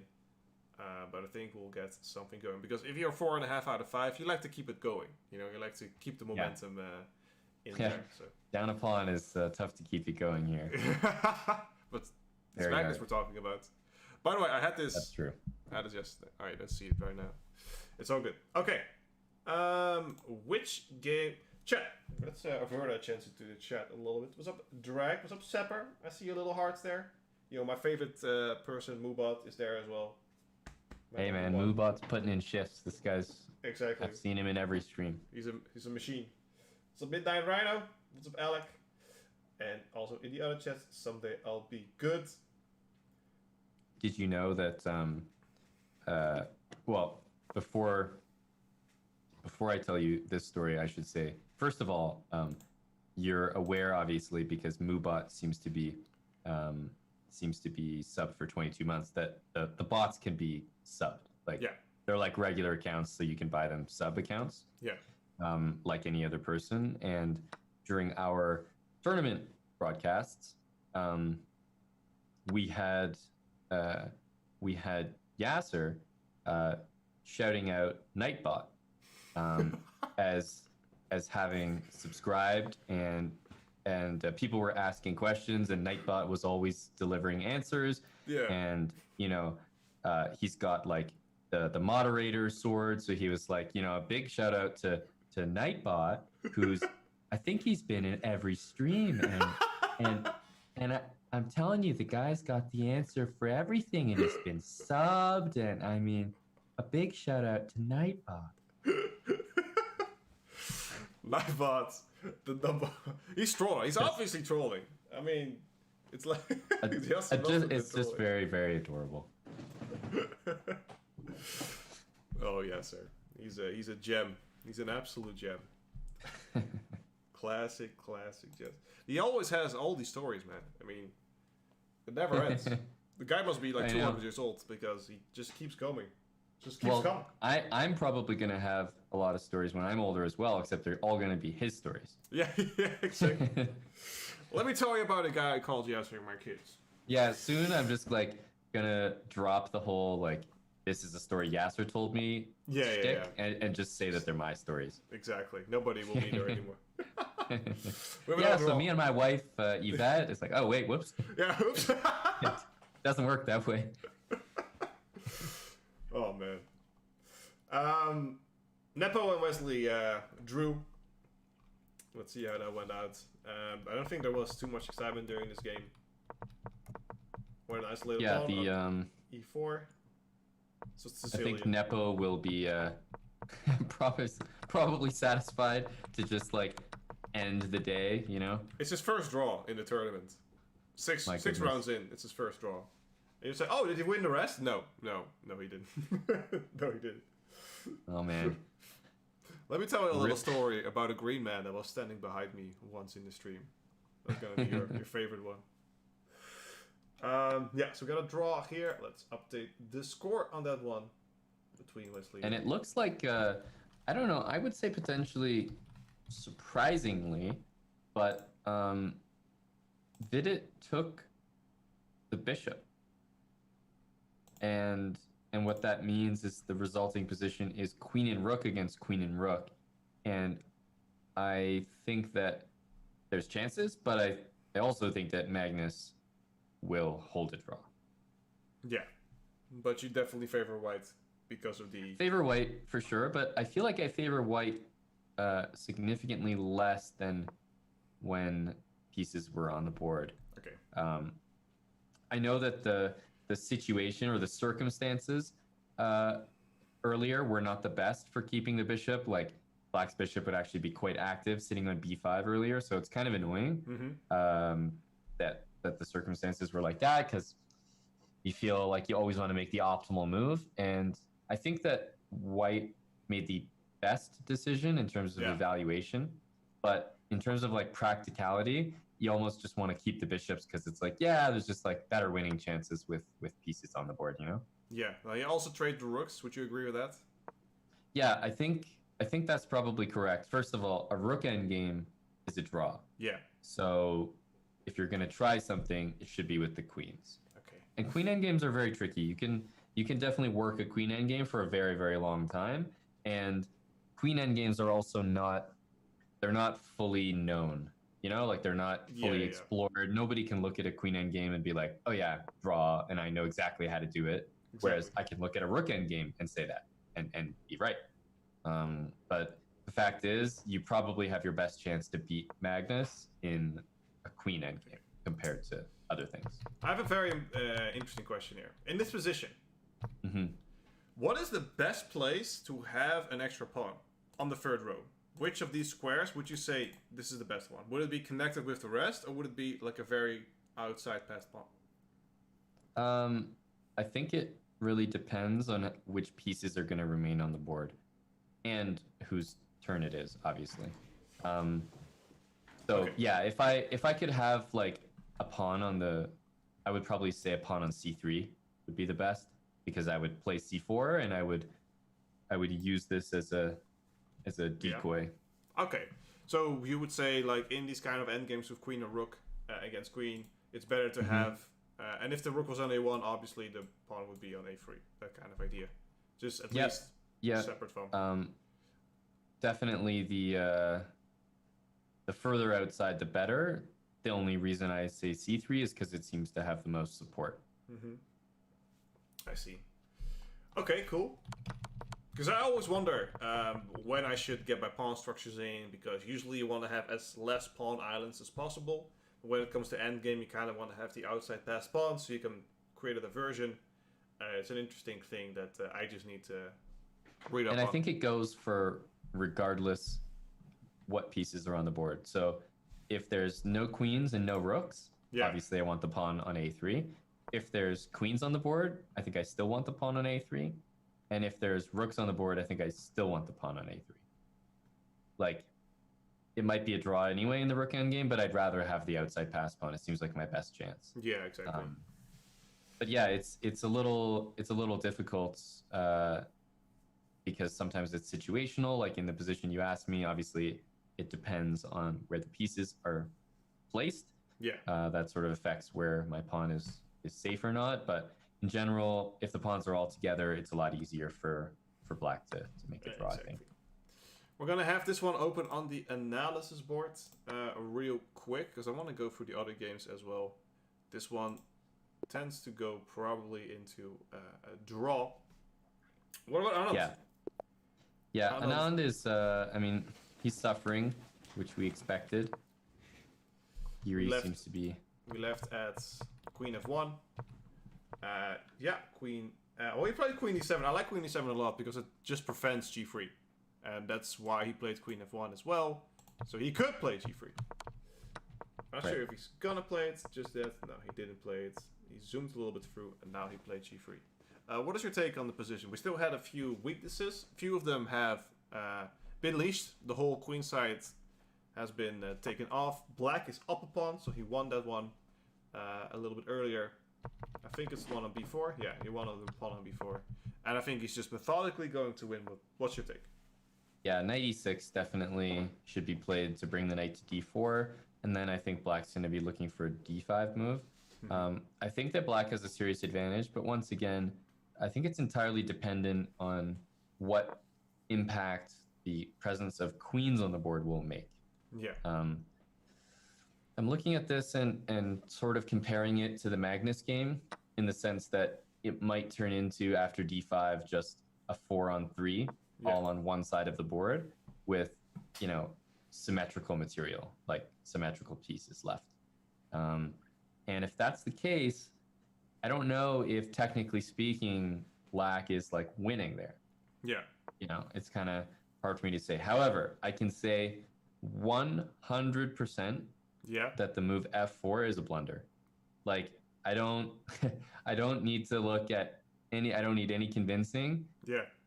It doesn't matter. Black is happier. I think the position is way more winning now that white has played f4, because it suddenly the whole kingside structure is shattered, and I think as Giri, I'm like very, very happy to see that. Yeah, this is out of nowhere. I don't think it was really forced. I think, well, I get white. White wants to make something happen, but I don't think this was the correct approach.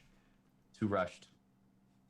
Way too rushed. This knight is locked down. This knight is locked down. Black can just, you know, easily forward around. If he takes here, even the knight can come here. If he takes with the rook later on, it's just, I don't know. And that's what I said earlier. Like, I don't think f5 is necessary when we were watching this position, because why would we bust open our kingside? Anon says, you know what? I think I need to make something happen. I do get it. I mean, we'll try to make something happen on the f file, but probably no brainer. Yep.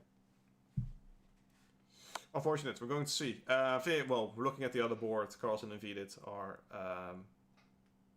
likely to draw here. Carlsen has played, like, didn't even took 1 second to play this. He just pushes around.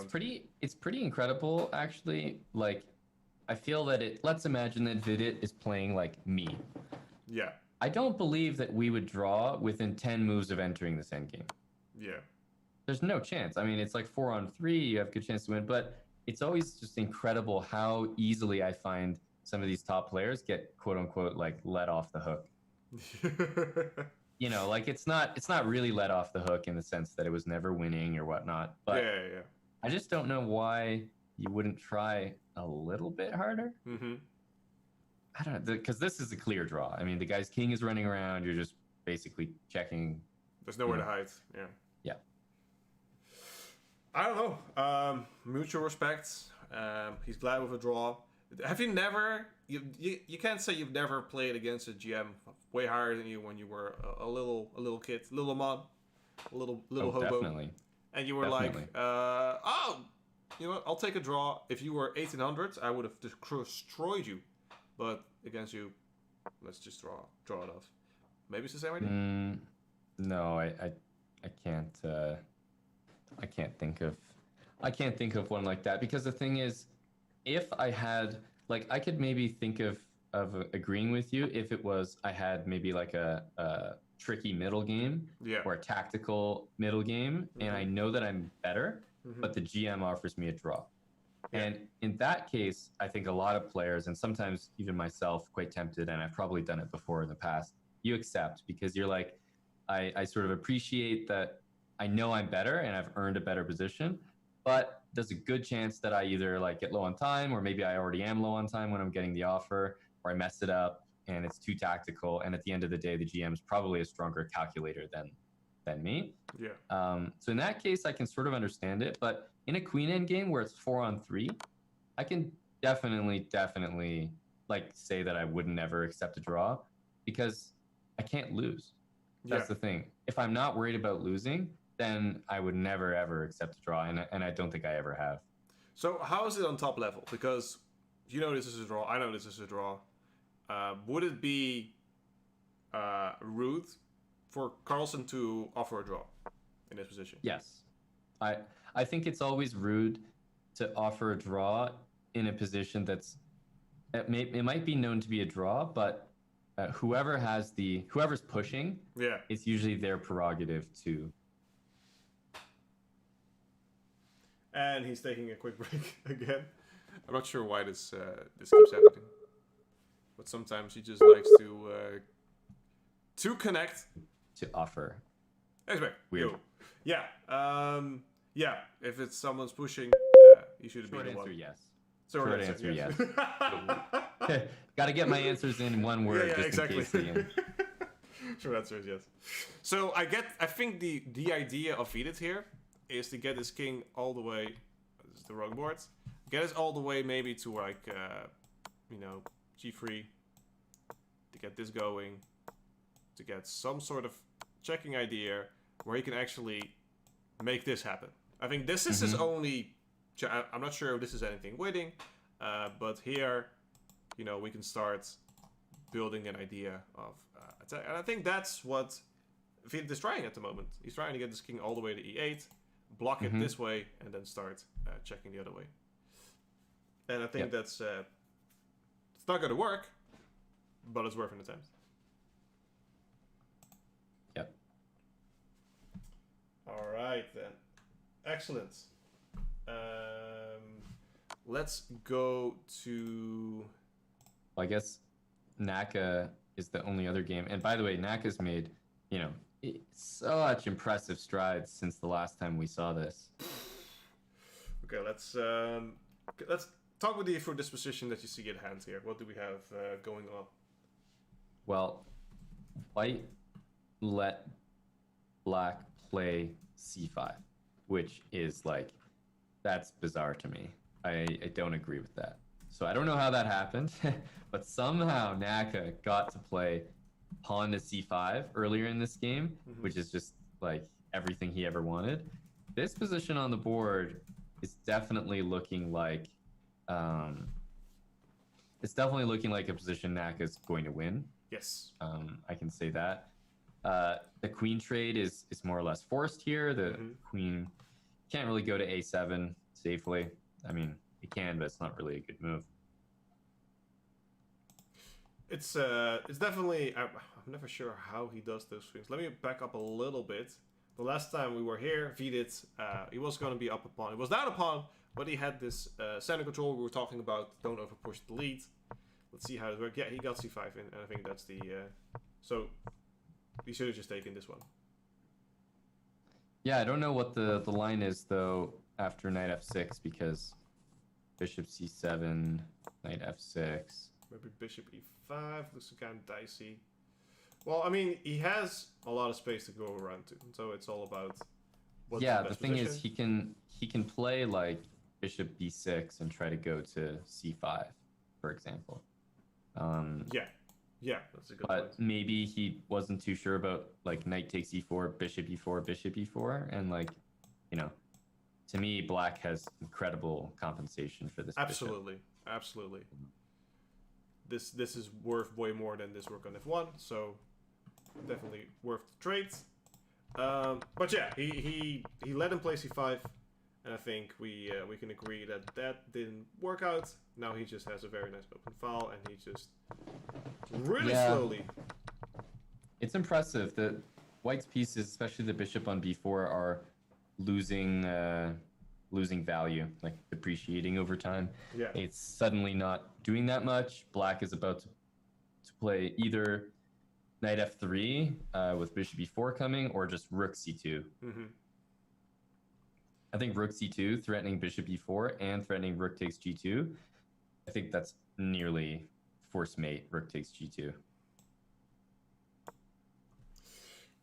I think we'll see a result here pretty soon. Remarkable to say, just on the analysis board, ladies and gentlemen, it's Carlsen versus Vidit. Vidit did manage to get the position that I wanted. But the only problem is that the queen is cutting off the king, so the king cannot go to f6. So again, this is not going to work out. Even though Vidit Carlsen makes an interesting f6 move over here. But we'll go back in a bit here. Let's calculate the Harikrishna versus Nakamura. I'm going to play queen d8. Just to try things out. You're going to run. What else do I have? Yeah, running out. It's really bad. There's so many threats here. Yeah, this is... I guess I can start trying to trade some queens off, but I don't even think... Can you just take here immediately? Yeah. I think you can. No, for sure. And then you can grab that, and if you want, just take on g6 next. Yeah, if there's take no on mate. g6. I mean, but yeah, it's good enough. Yeah. It's gonna go down. I don't think we have some moves. Yeah, queen f8 is played, king h7 is played, and this is gonna be interesting. But I want to keep an eye on the Magnus game because Magnus found an interesting way to draw. Yeah, it looks like it works. At least his king is now a little bit more in the open. I would never play this because this is so scary. Yeah, I think the reason it's so good is that after the king goes to the 6th rank, you can check on the 6th rank and then take the pawn. Yeah, because the pawn endgame is drawn. He'll just go to here and he'll pick this one up. It's possible also that he just like checks and then checks again. Yeah. But I think taking is the simplest. Just taking. I don't think he'll trade it off immediately. I think we'll see some more checks, but this should be a known endgame. f6 is... I did not see f6 coming at all. Yeah. But it's really cute, actually. Yeah, we're in this position now. They're going to keep checking, but it's going to go into a draw later on. I would say Black actually played our line in Hikaru's game. Rook takes g2 has been played here. And yeah, I mean, it's just game over. You can't take that. It's game over for sure. So cool stuff. We're going to have these two done in a hot minute. Are there any other games that have been going? No, we only have one more game, which is the Anish Giri versus Anand game. Yeah, I think this is going to be... I think this is about to be winning, though. Yeah, let's see the end over here. There's no rush. Only puzzles. Are you going to do the Puzzle Battle World Championship? Have you qualified already? That's when you say that, you mean just like streaming or recording an attempt? Yeah. Like over 35, is that it? Plus 45 in the 3 minutes category. 35. Yeah, in the 3 minutes category. That's what I mean. Ah, right. Yeah, I mean, I'll definitely probably end up doing it. But it seems like an interesting qualification process. I haven't done the 3 minute that much. Yeah. So I don't actually know how difficult 35 is.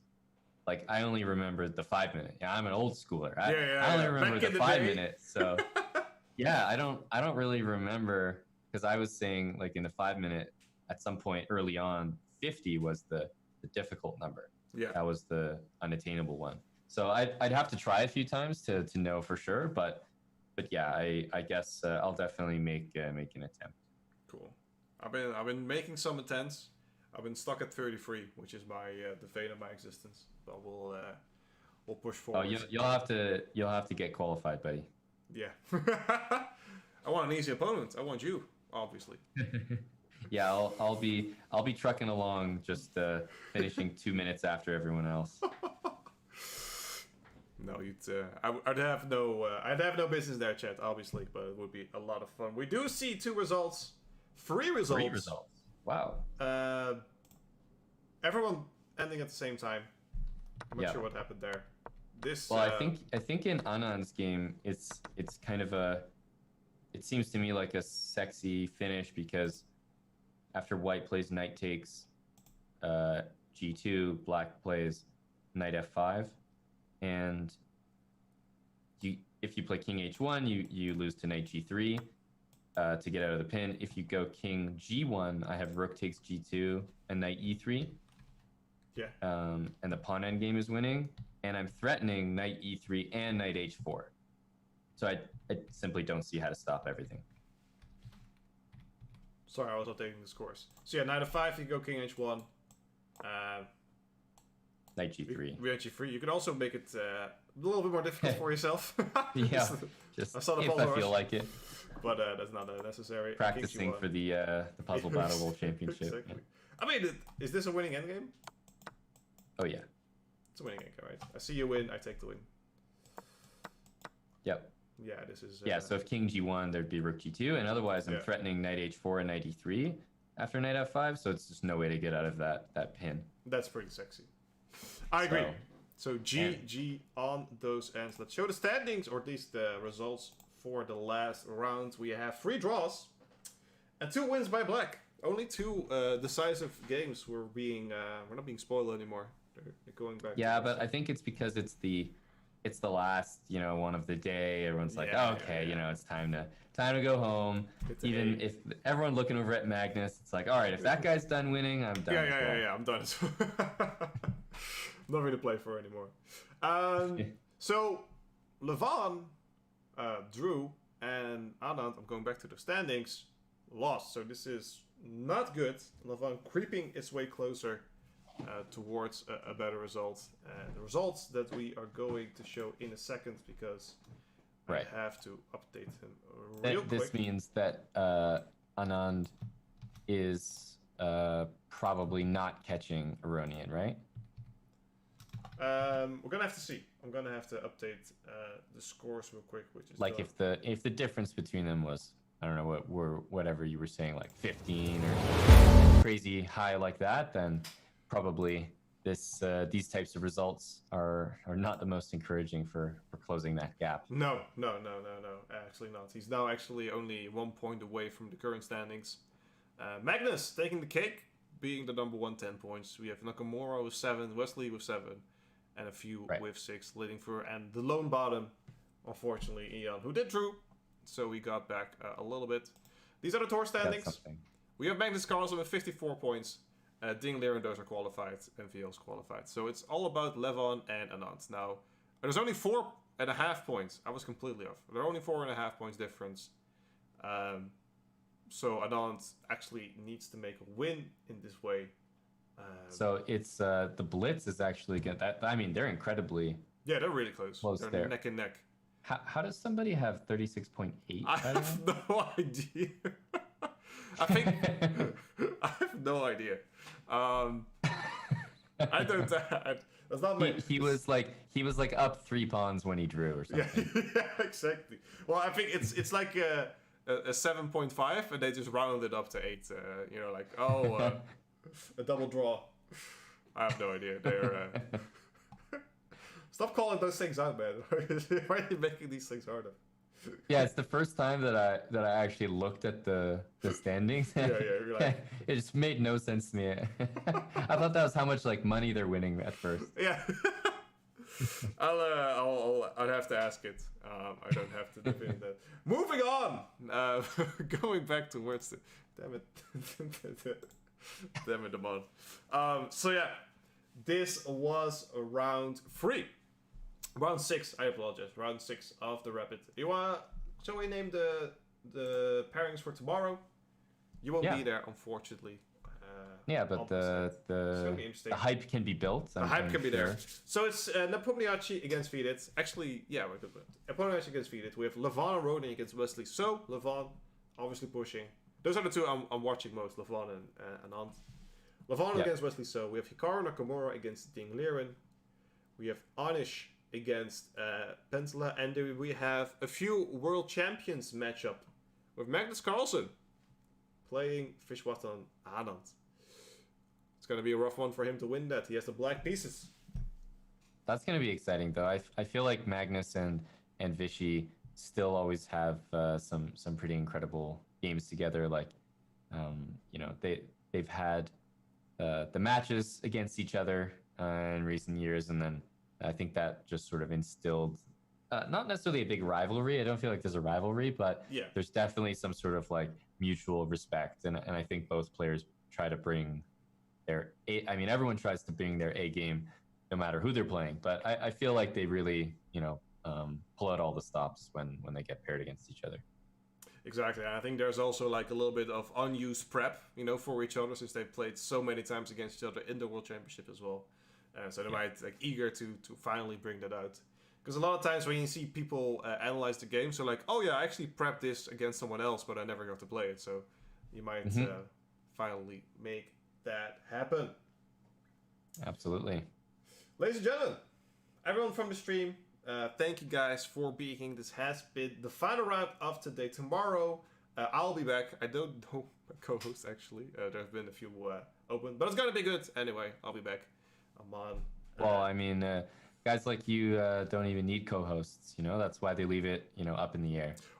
Well, that's we can talk about that part. I can arrange the technical stuff, but when it comes to the thorough analysis, I need you, man.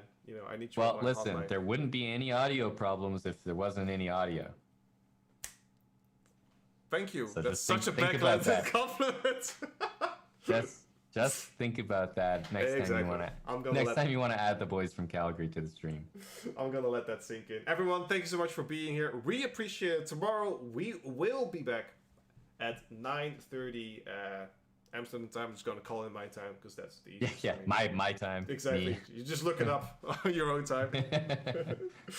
And we will see you in the next stream. And you can follow us on the Twitter page, like right below us, and follow the Chess Bros. Absolutely, they are absolute legends.